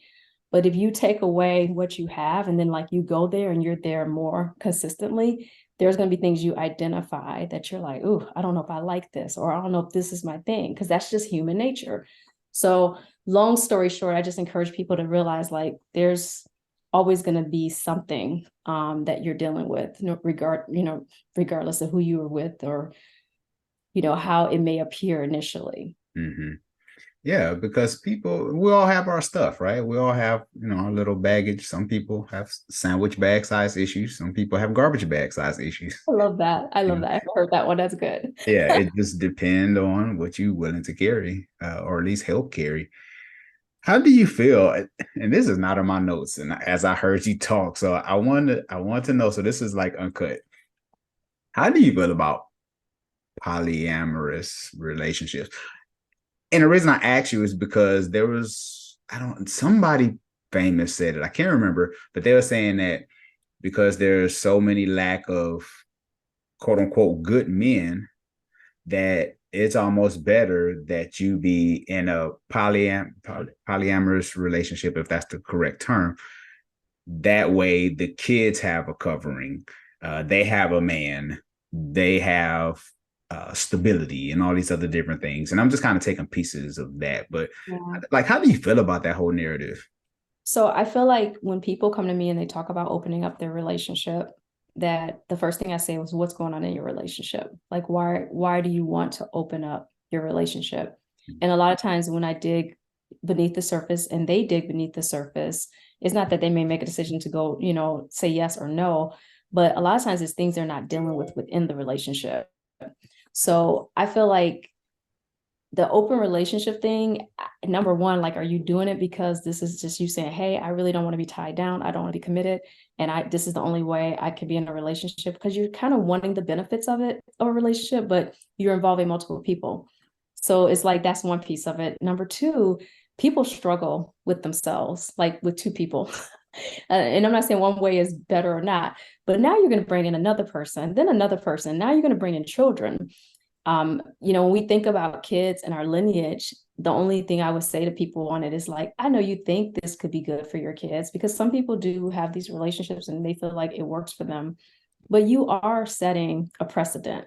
So like, we as adults, the way we govern our lives is based on how we observe, how we're raised, consciously and subconsciously. So now you're teaching your kids a new way of being. And then I think about this part realistically. Can you really accommodate all these children? So we won't name celebrities that have had 10, 11 children by 11 different moms. A lot of people argue it doesn't matter. Like, this person has money, they're taking care of them. But yeah, they may be taking care of them financially, but are they taking care of their kids on other levels, physically, emotionally, mentally, spiritually? Are they teaching them, what are they teaching their children? How can they even teach their children? Because you got to divide up a day, right? So 24 hours in a day. We sleep 8 to 10, and 10 if you're really lucky. We work another 8. Sometimes some of us are working more than 8 hours. Then we have other duties outside of that. So that's already like 16 hours. That's above 24 hours, okay, right? When you add 16 and 10 is 26. So that's above 24 hours. But now you're saying, no, I can have this other relationship. I can have these other children. It'll be fine. They'll be great, because at least they see a relationship. How much time realistically, if you're managing that and taking care of multiple families, are you really going to be able to give those kids what they need? I think I would be very interested to interview kids that grew up in polyamorous homes to see what their opinion of it is. And it probably would be kids on both sides of it. Mm-hmm. But I would bet there's some kids that felt like they actually didn't get the time they would have wanted with those parents.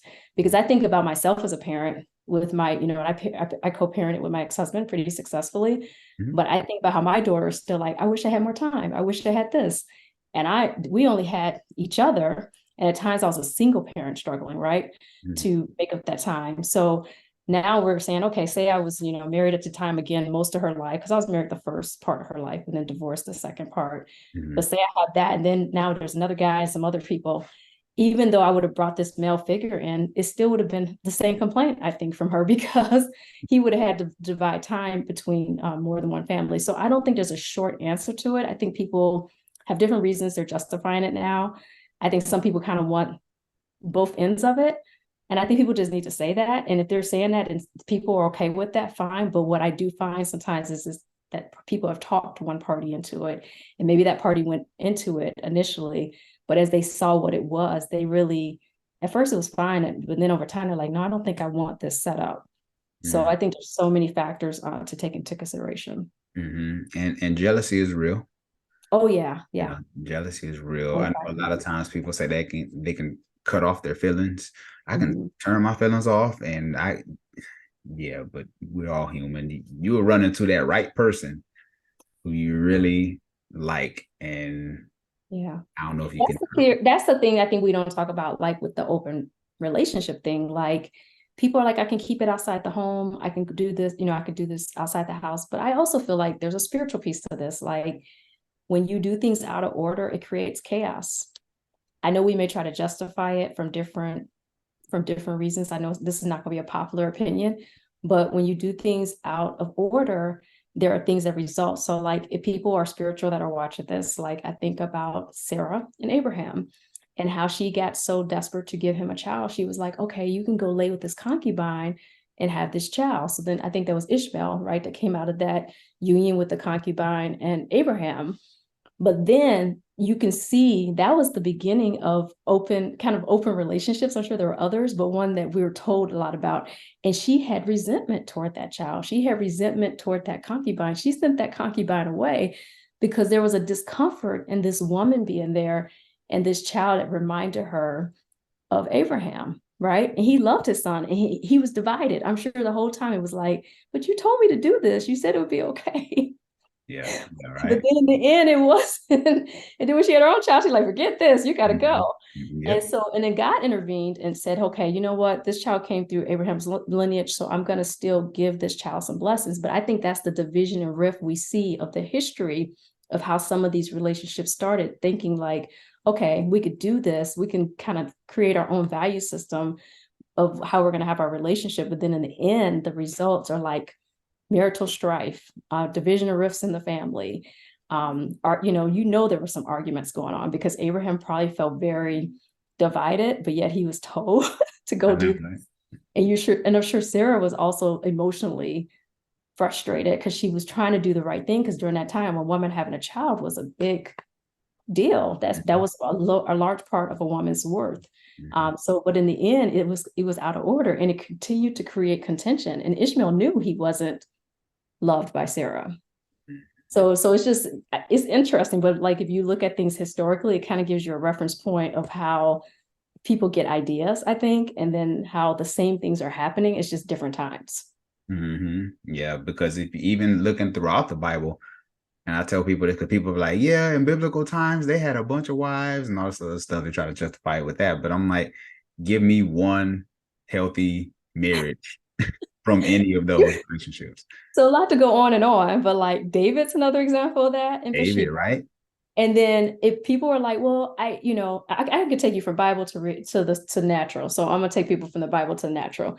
So Mhm. David is an example of that with Bathsheba. He tried to cover that up, and there was strife, murder, all kind of stuff happened that affected his lineage. So like when we're doing actions, even if you look at your legacy, it's in them. And they sometimes don't even know why it's in them because you have practiced certain things and that it carries to generations. They talk about even like people who've been affected by slavery through lineage still have trauma, which is why you may be around somebody or something, sense something and react to them because it's literally in your DNA. Now let's fast forward because people are going to say, oh, Bible. Okay. One more example, Solomon. He had as many women as he wanted, his little heart could desire. I think he had 700, 700 Over was 700 women. So like, but this was the wisest man. Okay. God had given him the most wisdom. And he's at the end of the day, he's like, none of this stuff matters. Material things, sex. I mean, he pretty much said it in so many words. But then people will say, okay, that's Bible. I don't believe in that. Okay, I'll talk about Wilt Chamberlain. I'm a sports fan. I've been watching Goliath. It's really interesting. Wilt Chamberlain, he slept with over 20,000 women. And then he said, like, it always gets talked about that I slept with over 20,000 women. But he's like, I wish I could have slept with one woman 1,000 times. That would have been more meaningful to me, which I think is interesting because he knew he wanted to be single. He knew he didn't want to be committed. So for him, that may have been the right track. But even though he had 20,000 women, and we know basketball star, successful, he had every woman he probably could desire. It didn't still feel like his heart in the end. And I thought that was interesting. But he's like, my legacy is kind of overshadowed by this statistic. Yeah. Even though he had other amazing statistics in basketball. So So you have examples spiritually and you have examples in the natural of people. And then we could just look around us at people and see how people constantly try these things and they still have marriages that don't work. Yeah. Yeah. Yeah. Yeah. And that's a show within itself. We can stay Sorry, on. I just had to like say that because it's like I just feel like people need to have, I think there's multiple sides to this conversation. So I don't want to say I know all the things about it, but I just want people to look at it from like a historical reference. And it just depends on what you want. Do you want to be in a relationship with someone? And do you really want a healthy relationship? And if you look at things historically, they can give you a great reference point of what doesn't work and what does work. So you don't have to you don't have to be the person making those mistakes. Yeah. Yeah. Because I hear, I hear women say, well, you talk about you want another woman. Can I have another man then? If that's the case, and guys like, no, that's a different story. Right. Conversations change. That's always the thing that gets me. Like because I mean, I peeked at some of these shows because like I'm a relationship coach, guys. I'm curious. I'm like, why are people doing this? I'm going to watch and see for a minute. And it is interesting. If it flips, it's like, no, we don't need to do it that way. We need to do it this way, which is another sign. It's like one way. So it's not even equal or parity in the process. Yeah. Yeah. Oh my God. I wanted to speak to you about, but let's talk about your book. Okay. Love You and He Will Too. Great title, by the way. Yeah. Thank you. Yeah. Great title. Can you talk about that?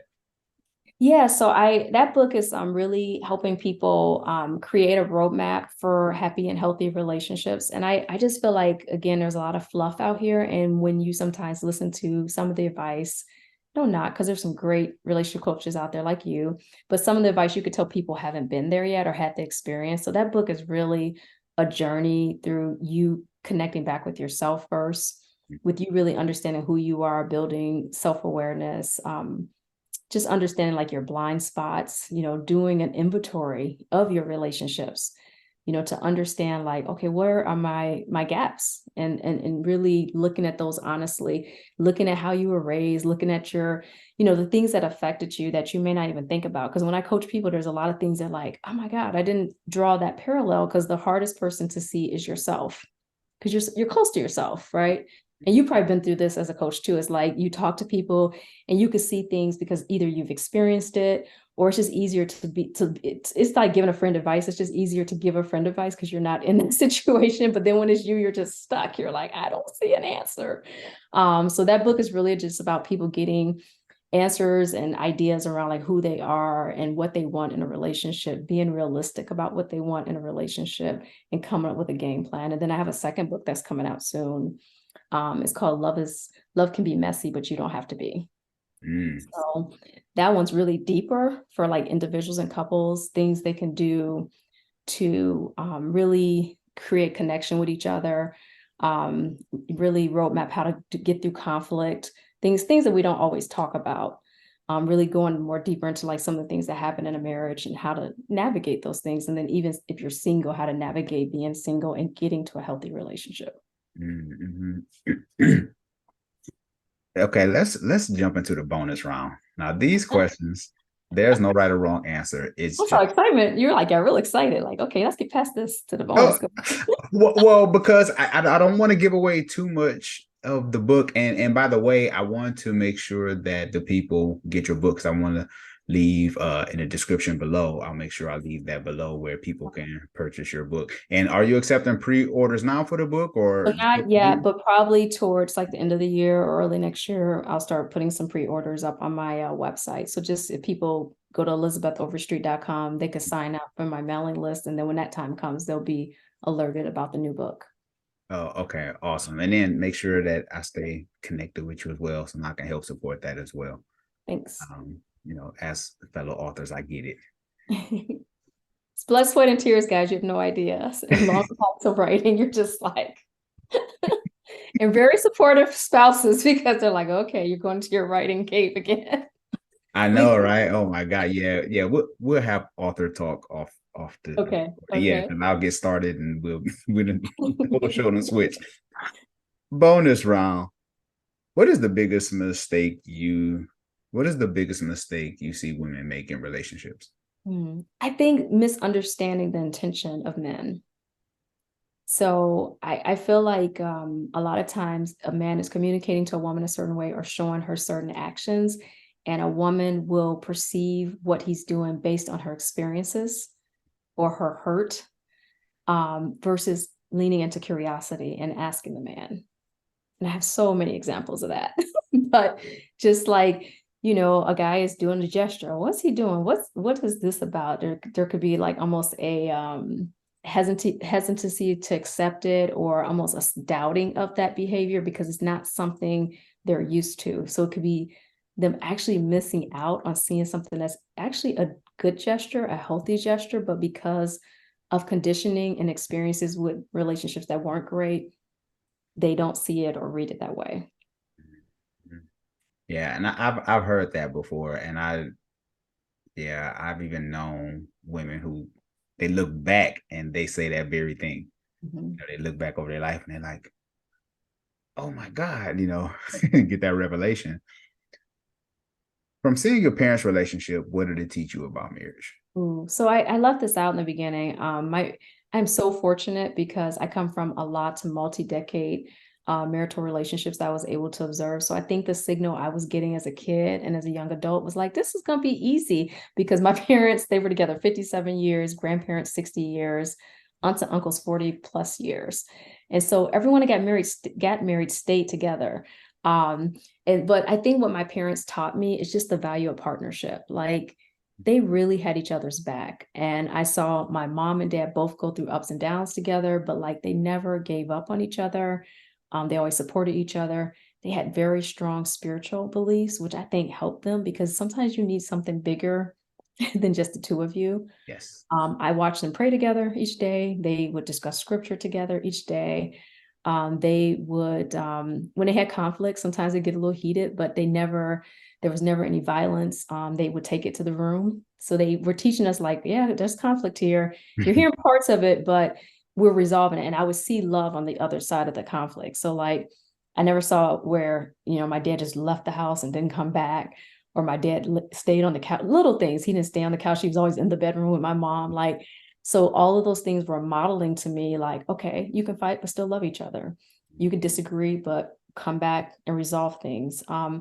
You can, you can have bad times, but you can have really good times, and you can still get through the bad times when you learn how to use the partnership to pull on each other's strengths to get through those hard times. So they were just teaching me. I feel very fortunate. I saw that with my parents. I saw my grandparents, and like I said, aunts and uncles, and it wasn't always perfect. It was hard. Like, because some people say, well, people stayed married because they had to. My parents had to stay married. And I would ask my mom, like, how do you get through this? Because my dad had a strong personality. And she would say, a lot of faith, a lot of faith. And so that was like the joke. And so like, and sometimes I call my dad and be like, where's mom? He's like, she's out in the streets, but he didn't mean it that way. He just was like, she'd go and do her thing. So they knew how to like be interdependent, but also give each other space. So there's just a ton of things that I just feel really grateful growing up with both of them, and having both of them just show me such love, and leave such a love legacy, I always say. Yeah, that's beautiful. I love that. Yeah, we need more of that. Yeah. Is it easier to love yourself or someone else?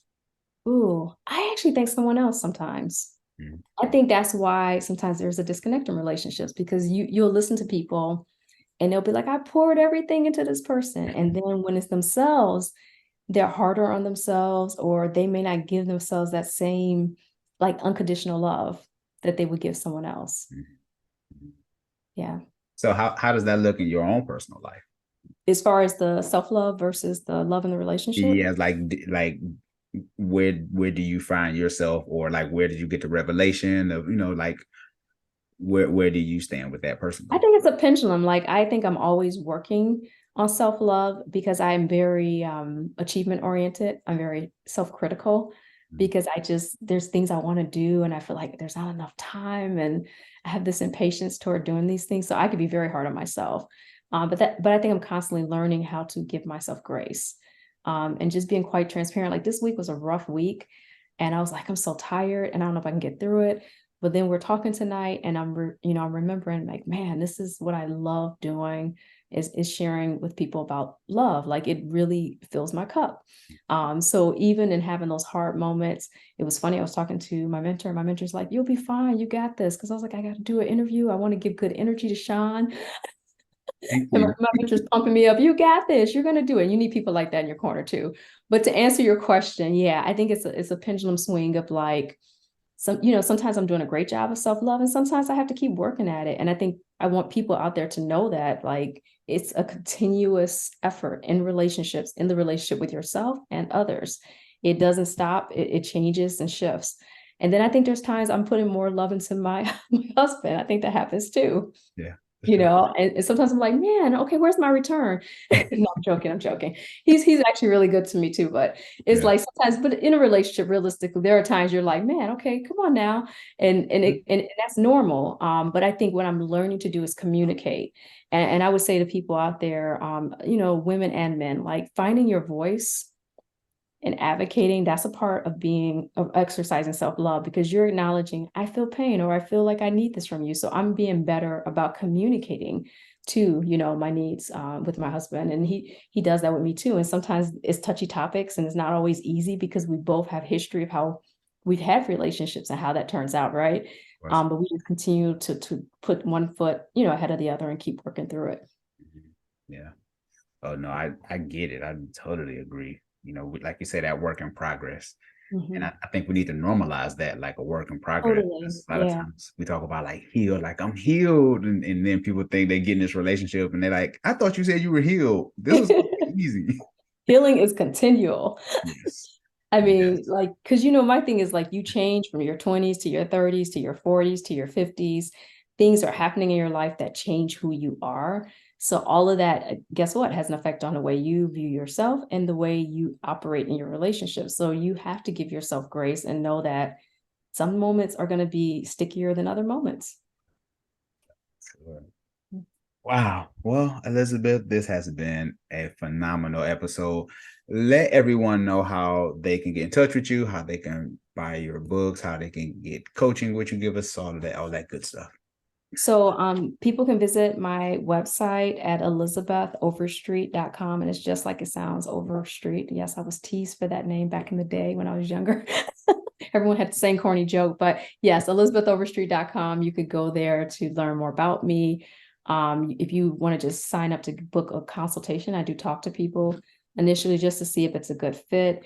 If you want to sign up for like email alerts, my newsletter, you could do it there as well. All my social media channels are linked to that website as well. And I just thank you again, Sean, for having me on the show. And I'm glad you're talking to people a lot about scary to remarry, because that's real too. Because you do hear a lot of people saying, I just want to stay in my peace. I'm nervous about losing my peace. And that's real. So I think the work you're doing is super important too. Wow. Well, thank you for that. I appreciate it. Yeah, because and that's a whole show within itself, right? And I'm actually planning on doing a show, a 4-part series, maybe 5. It just depends on how many people I'm thinking about getting in. But I want to talk about like life after divorce, because going through that process, you're like, oh my God, I can't believe I'm actually doing this. Right. And, and you just so worried about tomorrow and what that's going to look like for you financially. And it is just like so much other stuff, but there is life after divorce. Right. So that's something that I'm thinking about doing. So anyway, I guess I'll put it out there so people are probably going to inbox me and be like, okay, so what's going on with Please this? do that show.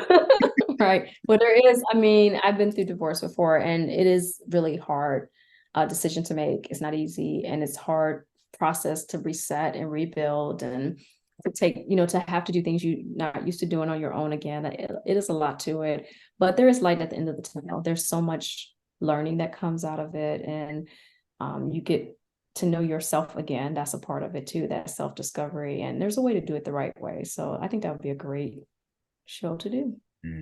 Awesome. Well, I might be inboxing you sometime soon. So I might be on the show, guys.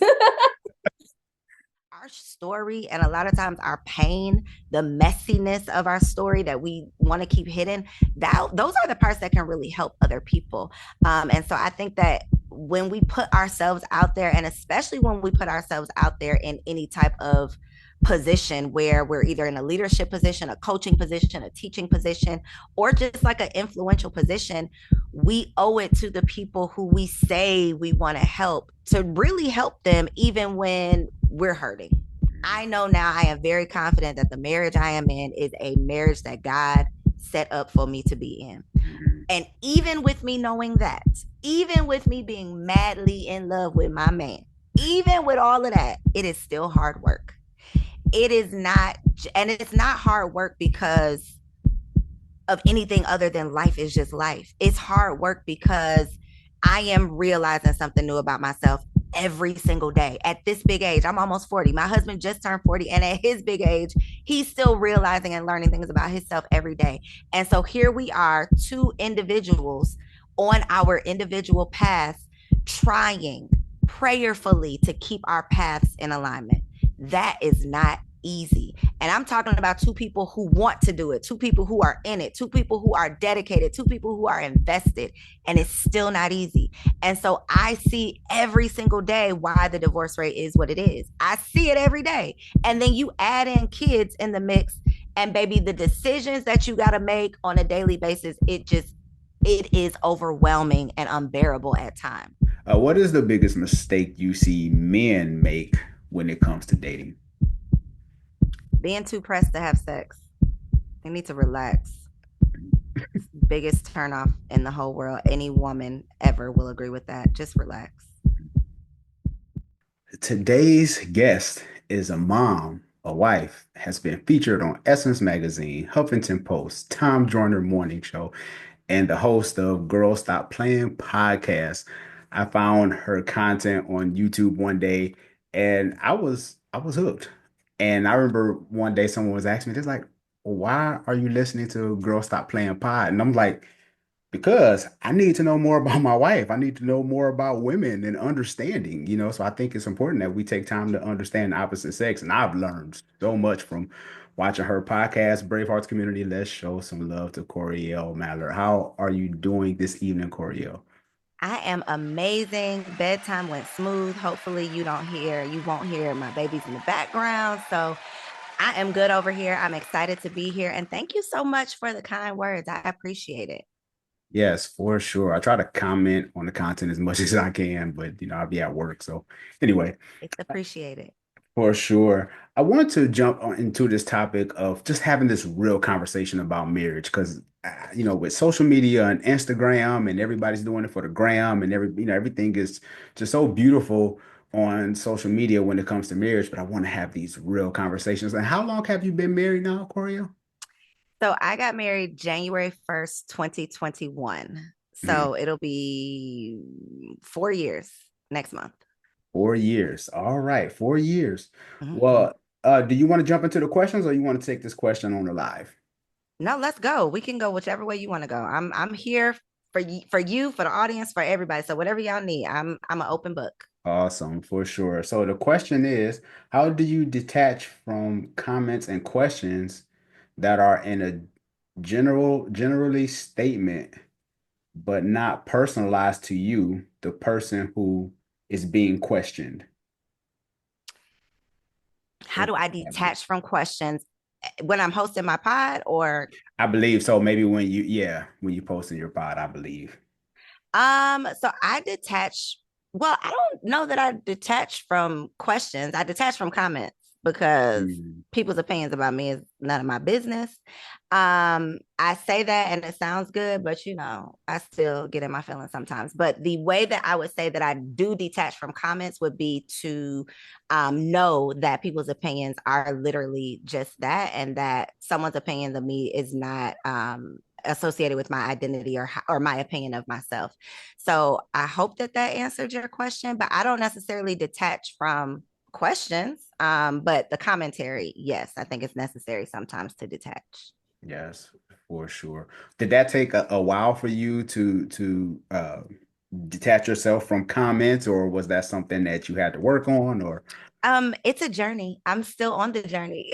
We're working on it every day because, and I think that it depends on what it is. If somebody says something that triggers you, then that's going to hit you in a way that, you know, if someone says something that is just so far from the truth and it's just not applicable at all, then obviously, you know, it just, you know, goes right over my head or in one ear and out the other. But if somebody says something that is like, oh, it gets you a little bit, then of course, you know, I'm human. We all have feelings. And, you know, especially when it comes to the content that we're creating or the truths that we're sharing, because so often it takes so much for you to get out of your own way or get out of your feelings enough to even be vulnerable and share your truth, especially doing it on a, you know, on a platform in front of a lot of people. And so to be able to do that, get the courage to do that, and then somebody criticizes you, it's tough. So I can't say that I just have this thick skin and, you know, I don't read any of the comments, but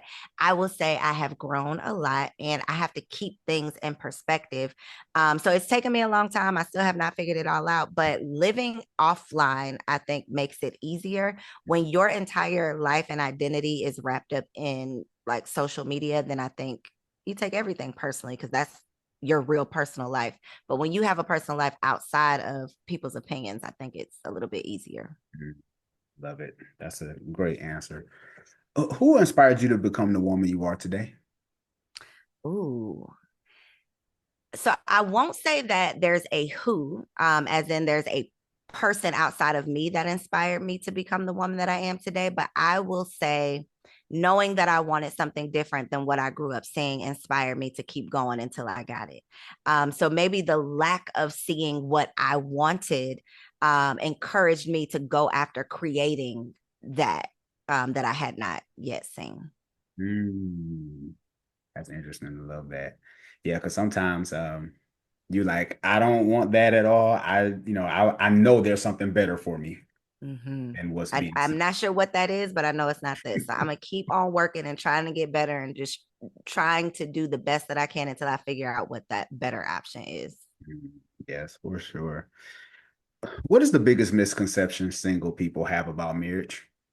Ooh, I would say it is the Cinderella setup, the happily ever after, you know, the Disney movie fairy tale, what we were kind of brainwashed to believe from like romance movies that marriage actually is. And it literally, I won't say it's the opposite of that, but it is not that. It is like a very, very small percentage of the romance and the fairy tale. Now, if you are intentional with your choosing, and if you know, are getting married for the right reasons and to the right person, then there can be a lot of romance and fun and fire and all of that. But life be lifing. And I think a lot of single people, rightfully so, have romanticized the idea of marriage. And I say rightfully so because in our culture, in American society, marriage is very romanticized. We don't ever talk about the true like principles and the foundations that need to be in place in order to have a healthy marriage. And so I think the only conversations are, you know, romanticizing it and this fantasy of this Prince Charming that's going to come along and, you know, sweep you off your feet and pay all your bills and, you know, make your life better and happily ever after. Yeah. But the happy doesn't necessarily last ever after on its own. It takes a lot of intention and time and work for that happily ever after. It's not just, you know, an automatic thing. And I think that's the biggest misconception. I agree. How much, because as I hear you talking about this, how much of our life should we share on social media where you maybe want to be a little vulnerable? Not so much of airing your spouse out, but just kind of showing the humanity side of your life, because it's just so easy to take a picture and be like, oh, everything is great. But do you think you maybe should have a little transparency online, or that should totally be behind closed doors? I think it depends on the person. I think for me or you, with the work that we do and the lane that we're in, I think it's kind of disingenuous if you are, you know, positioning yourself as this thought leader in the relationship space, but then can't nobody know anything about your relationship. That to me just doesn't make sense. because of what we do. I don't think that anybody owes anybody anything in terms of because the internet has made us feel like we are entitled to everything, every detail of your life. And I don't think anybody's entitled to anything outside of what you want to give them. But when you put yourself in this space, if I was a fitness coach, people would expect to see me working out, or at least talking about the workouts that I'm doing, or, the meals that I'm making. Like, people would expect that because of what I do. So because I've been in this space of this relationship space since literally 2012, 2013, and people have seen me go from struggling, single as hell, to, dating, engaged. They've literally seen the entire story. I think that I would be doing myself and the people who have supported me all this time, I would be doing like a disservice to talk all this talk and then kind of leave people hanging. So I think that it is a personal choice. I don't think anybody owes anybody anything, but depending on the decisions that you've made in terms of like the work that you do and the profession that you're in, I think that kind of opens the door for people to at least be curious. I think that you have to come up with your own filter though, because depending on your relationship status, if you are married, if you have kids, your story is not just yours, right? It includes other people. And so I think that we do have to be mindful of how our sharing can affect other people. And that's something that, for me and for a lot of women, that is not something that we're used to considering, where you might have a partner or a spouse that isn't like sharing all their business on social media and don't necessarily want you sharing all their business on social media. So I think you have to be mindful, considerate, but come up with your own filter. And for me, the filter is I'm not going to share anything that I don't want to be questioned about. So I can't share something on social media and then I got an attitude if somebody asks me offline about something that I shared online. So you have to be mindful that these are real people. Sometimes we hit upload and we just think, okay, it just goes out into the moon and the stars and the sky. And then somebody in real life asks us about something we posted online and we're looking like, how do you know that? Well, you didn't told all your business.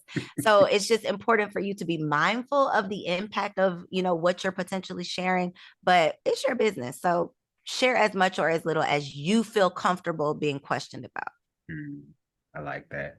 Yeah, because I don't know if you know too much about my story, but I was married for 15 years, just about 15 years, and went through a divorce.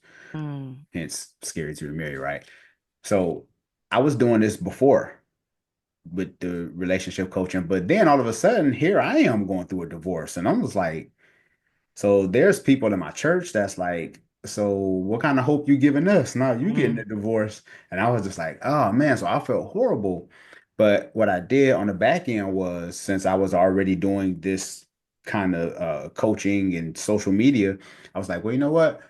I'm just going to announce that I'm going through a divorce, that because I felt like I owed that to the people who followed me, who supported me. So not only did they see the good times, but they see uh, the end of it too.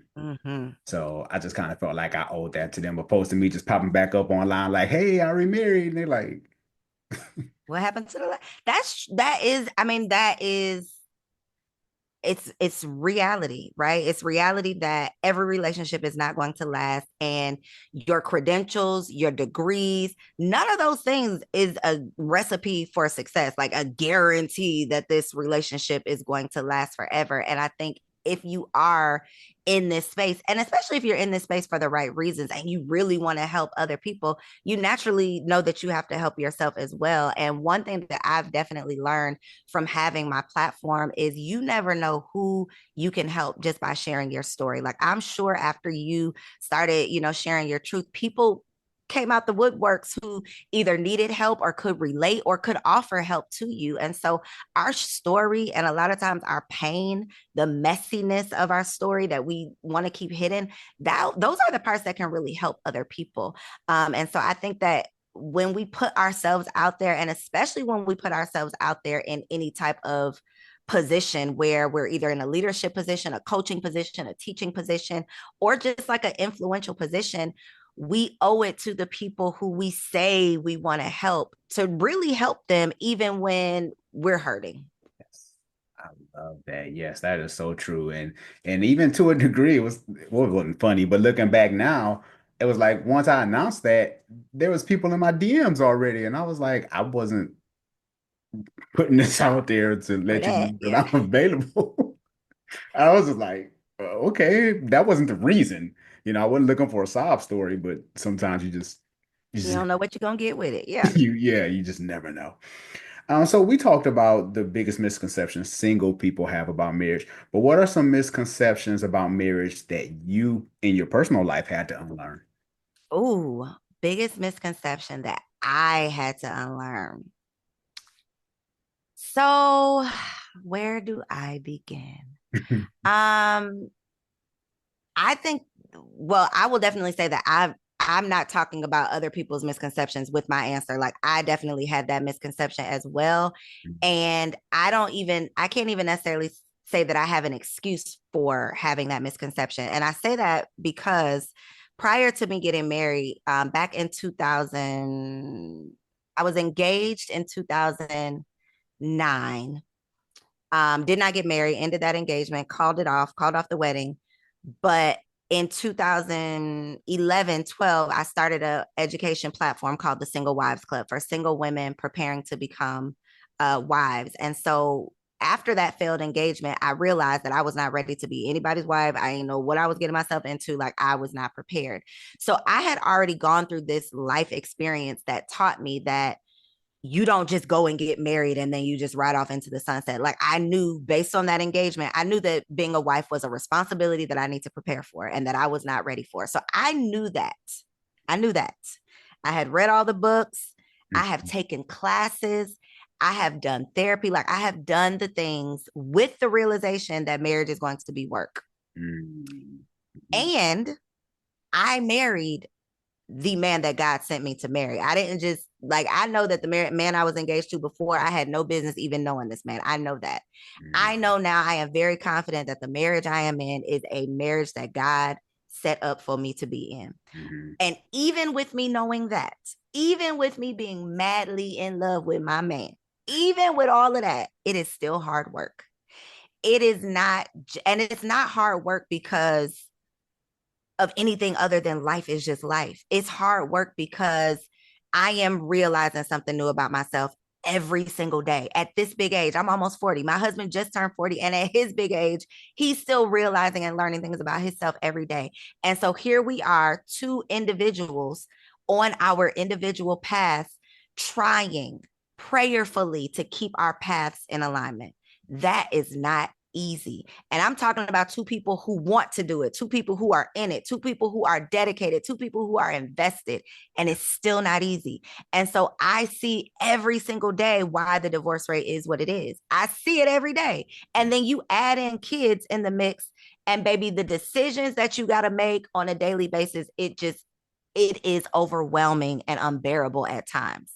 And so I think for me, and for everybody, the big just ha got you moment is it literally is the opposite of what we have been led to believe that it is at every turn. So the fairy tales set us up in one way, but then just the way that we date as Americans kind of set us up for failure too, because we are used to, okay, this didn't work, I'm on to the next. Like the way that we've been dating since 14, 15, 16, however long you've had boyfriends and girlfriends, that like hamster wheel of just, okay, on to the next, having sex with the next person, on to the next, like that psychologically sets us up for failure. It sets us up for getting out of these marriages. And I do not believe that you should stay in an abusive situation. I don't believe that you should stay with anyone who has abandoned you. Like, I don't believe that you should be sacrificing yourself for this marriage. I don't believe that, me personally. However, I believe that the way that we have been raised to date leads us towards divorce because it makes us feel like everybody is interchangeable. Everybody, is replaceable. And everything is not necessarily, things are not necessarily worth working through. So I think all of that kind of sets us up for failure. And that to me is why, resources like this, conversations like this are so important because we are just setting ourselves up for failure by not being honest about what marriage really is.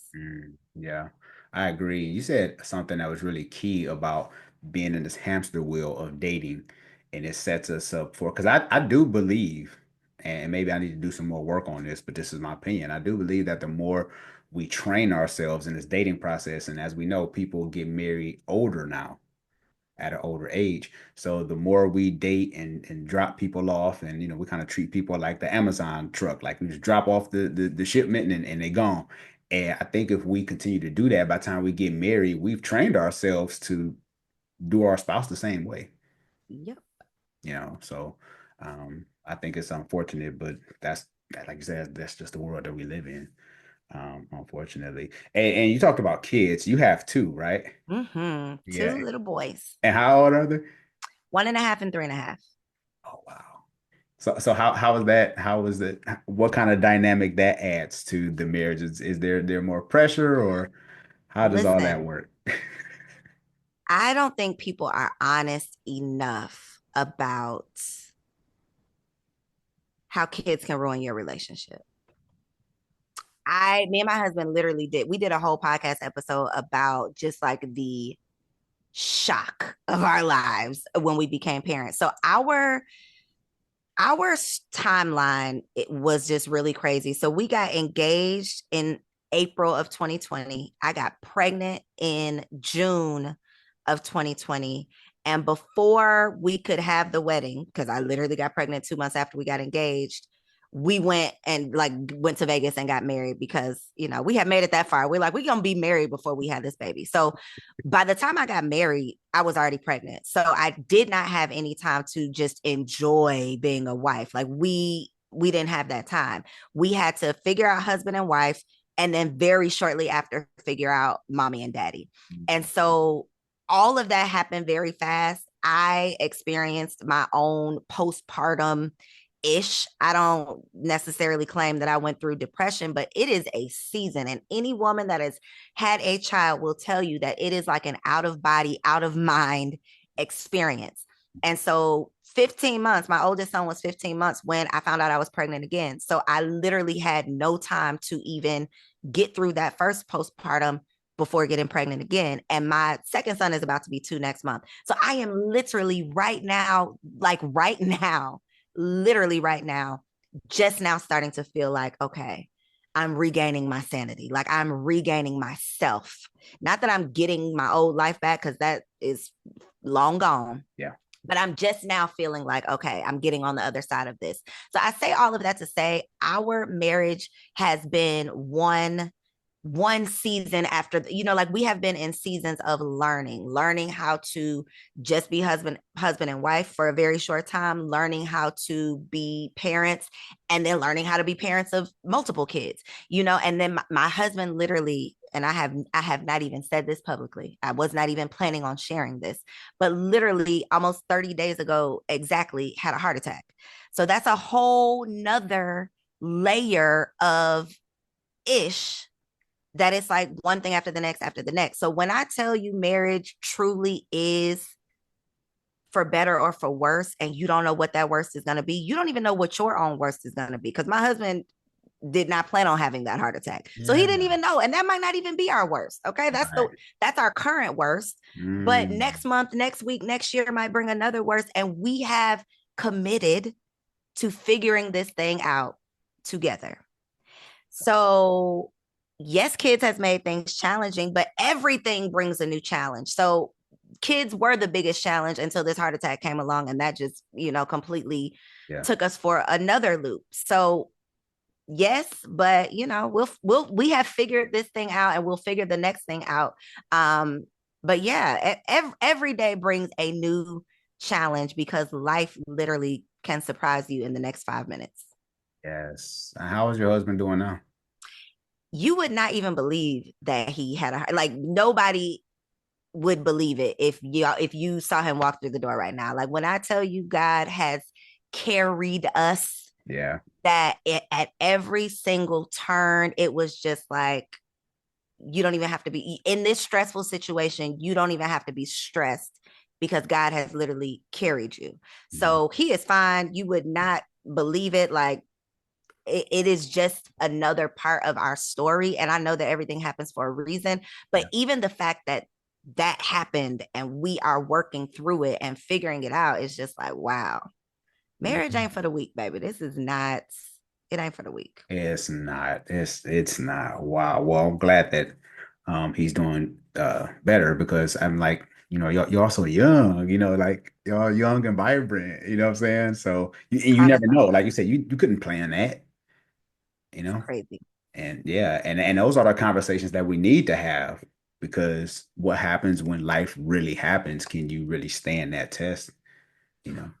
Instead of discarding people just because things are a little uncomfortable. Because we have four total. I have a 21-year-old daughter, but when I No remarried, way. yeah, I have a 21-year-old daughter. We have a blended family because she's in Arizona. I'm in Texas. So I have a 21-year-old daughter. We have a 10-year-old from our blended family my wife had before we were together.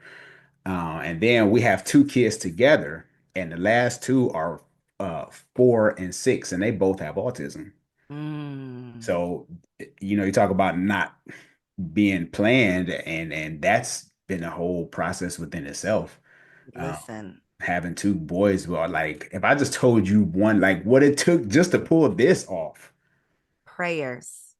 I mean, and I'm not, I am serious when I say that because parenting, period, is crazy. Okay. To add on a layer of just, I'm going to say randomness, because you never know Mhm. what your day is going to be. You never know what you are going to get when you wake up. To add on that layer of just unpredictability, my heart goes out to all special needs parents. I mean, my blood pressure be so high over here. It is, I truly cannot imagine. And I just feel like the resources, the conversations, maybe I just don't know about it, but I don't feel like y'all get enough love, support, resources, money. I mean, just therapy, all of the things that it takes. Like we really need to do better as a community with supporting our special needs kids, because we got to get back to the village, truly.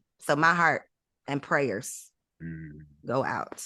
No, I appreciate that because I did a whole series on uh, autism beyond a diagnosis, and I had other guests come on and share their experiences. And one thing I did notice was that I didn't have any men come on the show because men struggle with that, thinking that their child might have was going to be a football player or a basketball Mm-hmm. player, and all of a sudden they have autism, and it's just like, you know. So, but that's a different show for another time. But we was just talking about how life can happen, and Yeah. you just never know. So, And nobody talks about those things that you didn't prepare for. You know, we all have a vision of what our life is going to look like, what our marriage is going to look like, what our parenting, what all of it's going to look like. But what do you do? And are you able to regroup when that vision looks a little bit different, especially when it's a shared vision, right? Because y'all were on the same page about this thing that y'all wanted, but now this is not necessarily what either one of y'all signed up for. This is not what we prepared for.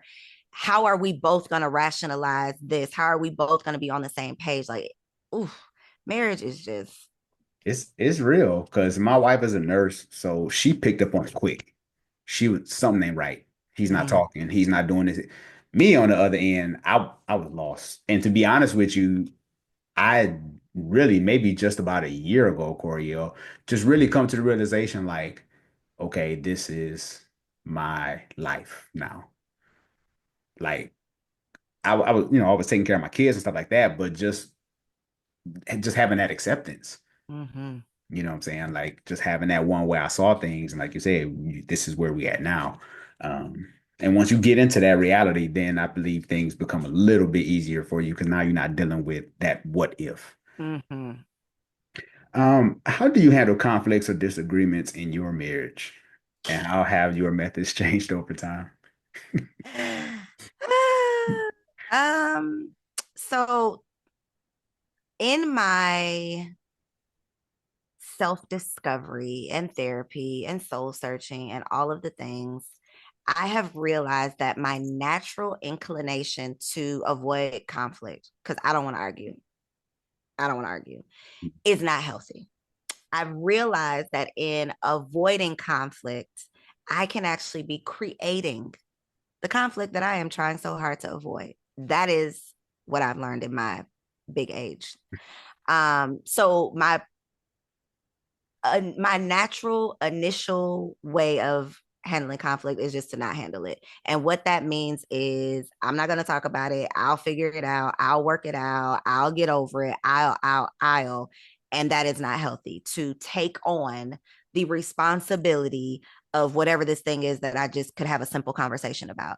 So that is how my communication, or I don't know if you said communication or conflict resolution. Either way, conflict, same yeah. answer. That is how I've had to kind of change, is having the hard conversation up front so that I don't have to have a terrible conversation on the back end. Because either way, we're going to have a conversation.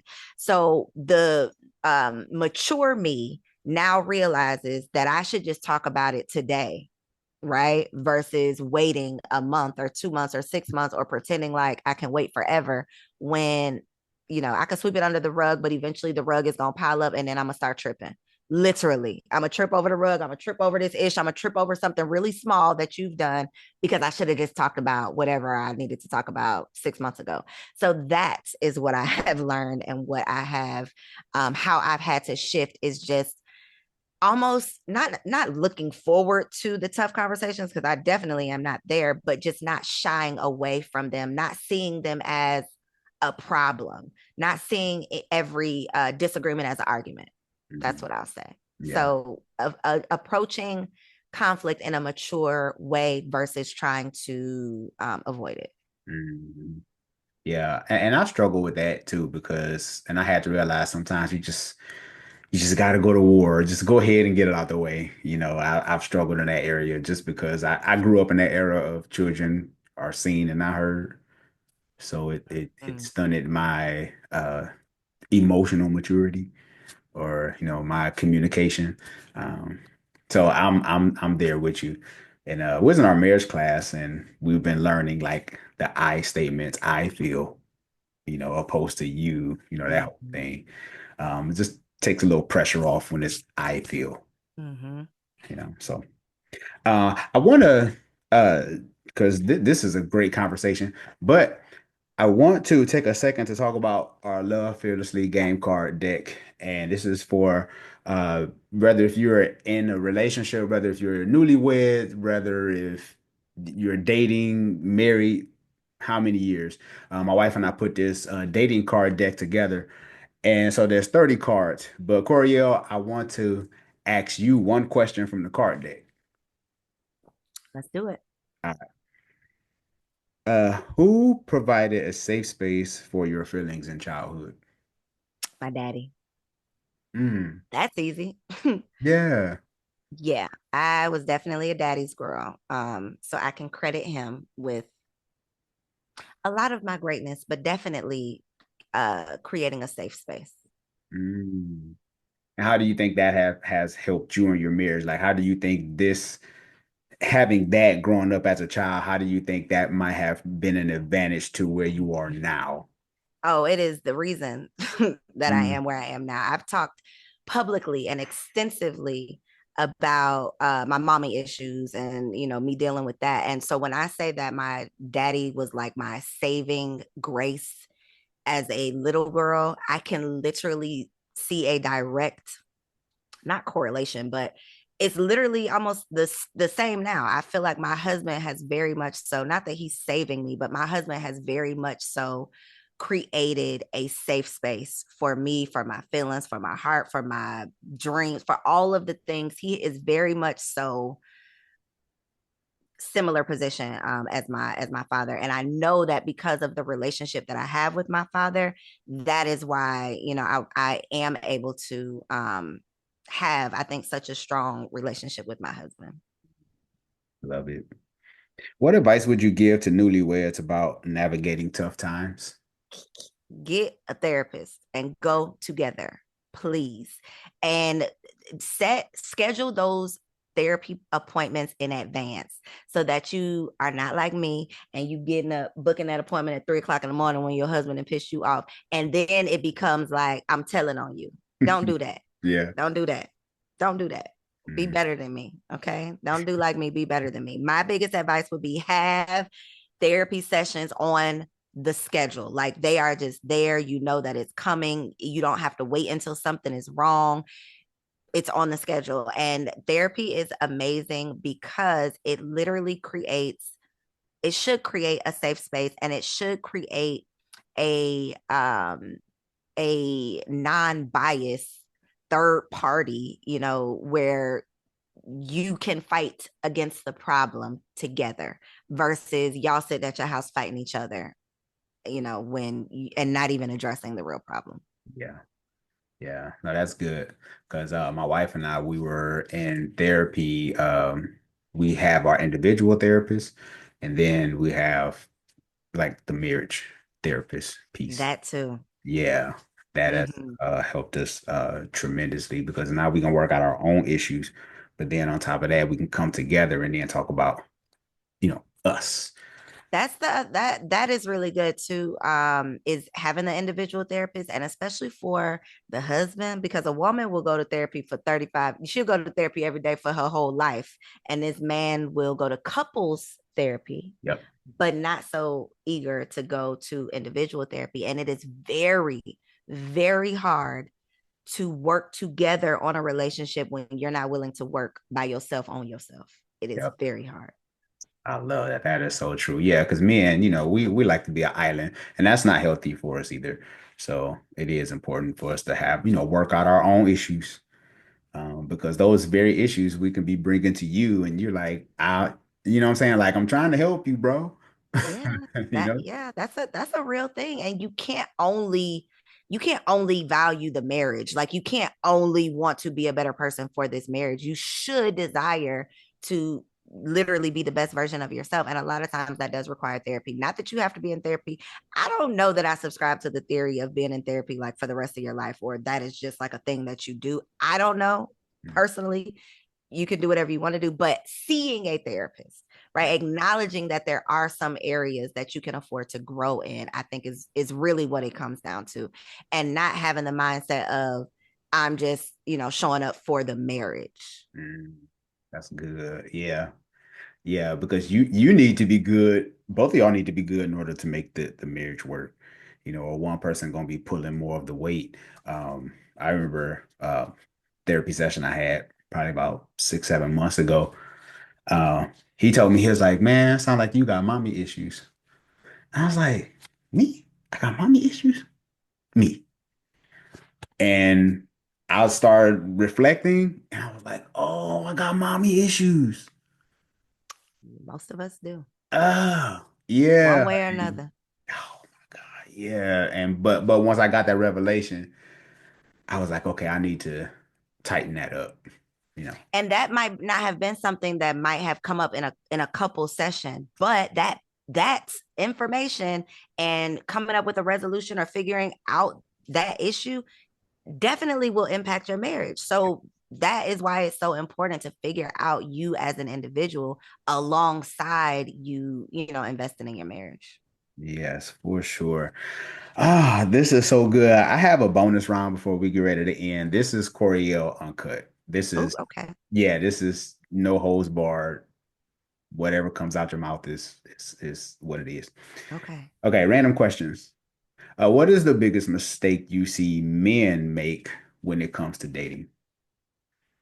Being too pressed to have sex. They need to relax. Biggest turnoff in the whole world. Any woman ever will agree with that. Just relax. Yeah, they tripping. Uh, Fill in the blank. My last relationship taught me. As in before my husband? Yeah, before your husband. Before your husband, because I get a lot of single women that they want to hear from married women, but also like the previous life, right? Like some people want to know, like, how are you before marriage? Awful. I had awful, awful, horrible choices in men. Every relationship taught me what I did not want in a man. All of them. All Mhm, of them.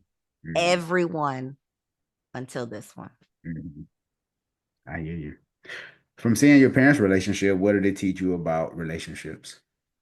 what type of marriage I did not want to have. Who makes a better spouse? Someone never married or someone divorced? Someone divorced. Expound on that. Let me tell you, my ears perked up. I probably was not going to talk to my husband again until he mentioned that he had been previously married. Like on our first date, when we sat down and were having a conversation, everything he said might have just went in one ear and out the other. But when he mentioned that he had been married before, I think I probably sat up straight and really tuned into what he was saying. I think that the amount of wisdom that you should have after going through a failure, because anybody who gets married does not get married to get a divorce. So after failing in that way and losing in a major way, I think you would have learned a lesson of what not to do, what to do more of, what to do less of, especially, well, only if, I guess we're only even talking about people who are interested in marriage. So someone who is interested in marrying again and figuring it out, getting it right, hands down, I would choose that 1,000 times over somebody who is living in a fantasy. Because in my opinion, anybody who has not been married before is subscribed to that fantasy of what they think marriage is going to be versus someone who has lived it. Even if they have lived a nightmare, they know what they don't want anymore. And so I, hands down, would pick the divorced man all day.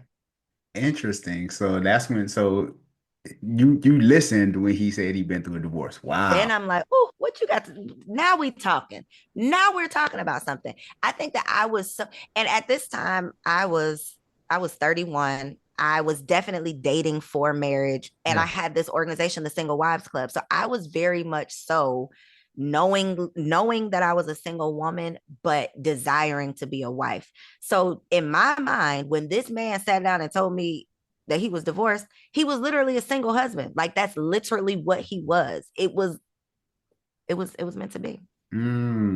Wow. That's good. That's a good one. I like that. It was God, man. It was nothing but God.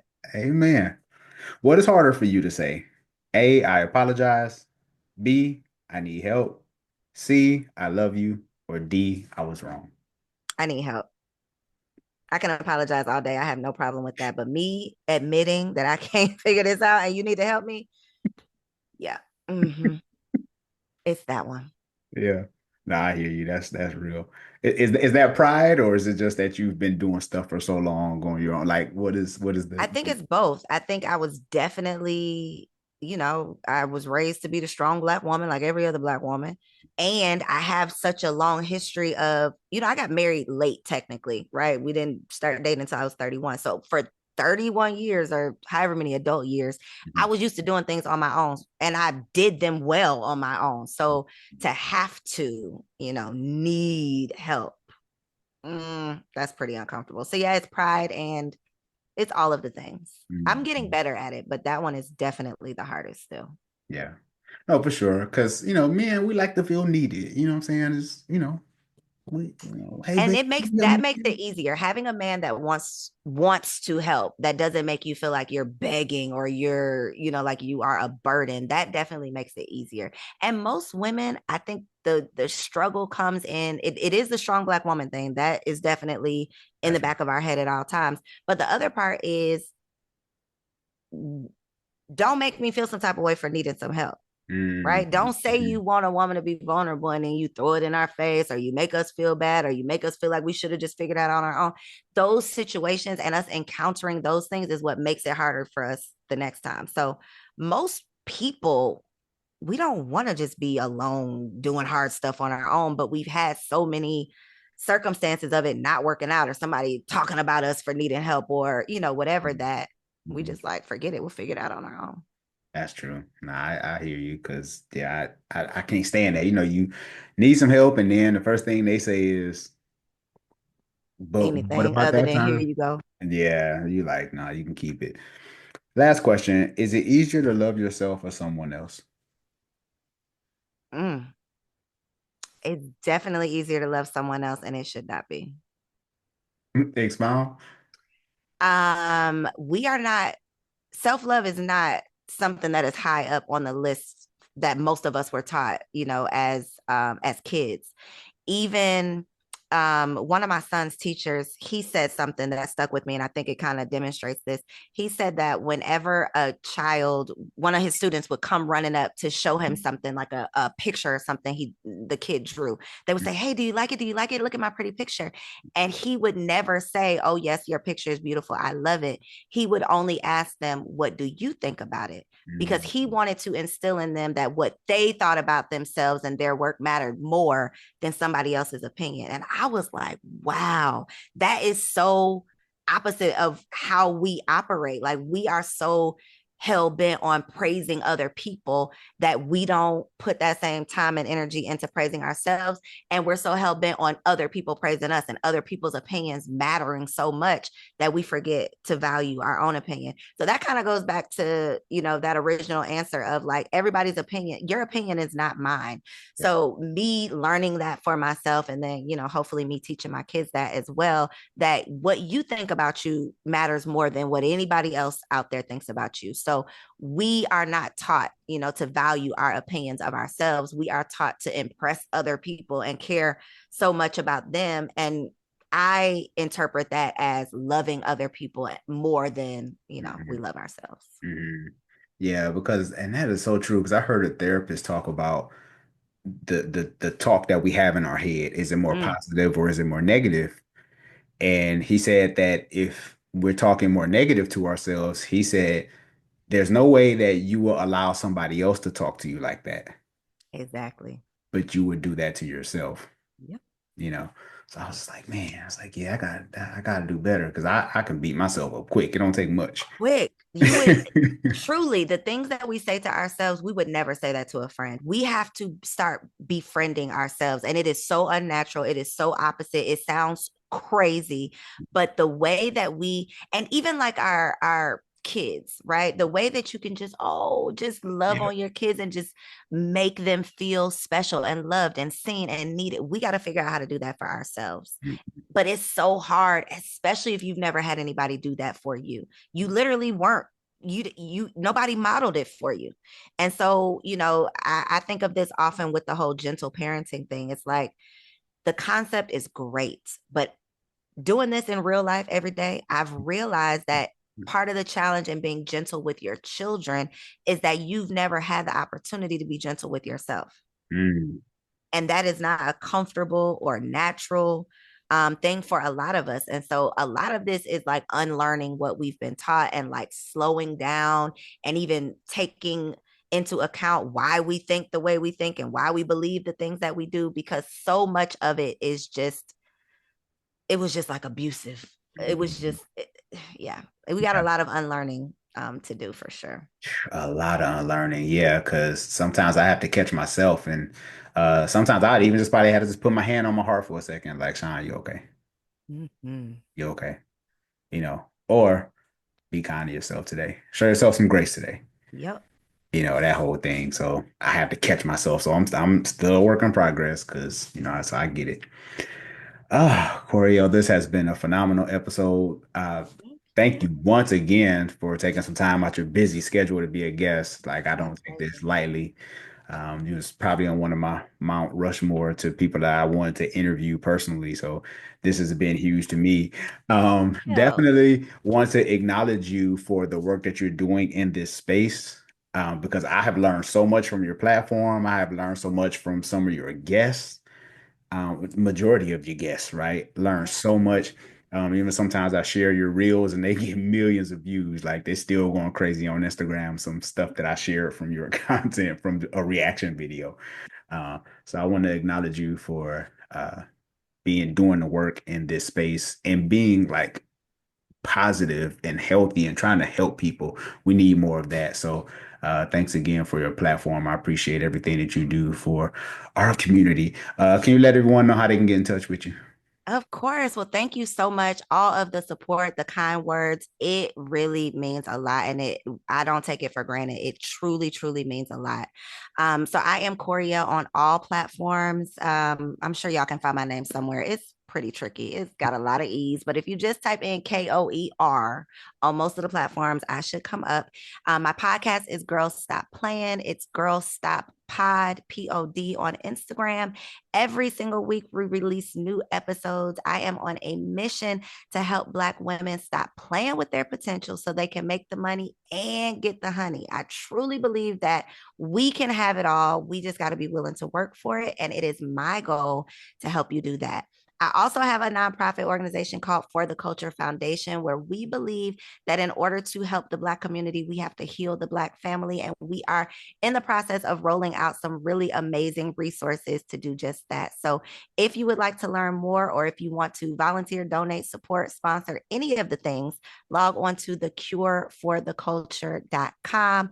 We are currently doing a fundraiser where we are giving away a staycation every single month, beginning in January. So one mom a month is going to get a night away so she can get some uninterrupted sleep. We're sponsoring her dinner, giving her a massage and a therapy session. So if you would like to enter to win, if you are a local Atlanta mom, or if you want to donate and support a mom winning a staycation, you can log on to thecurefortheculture.com. Thank you so much for this opportunity. I enjoyed it.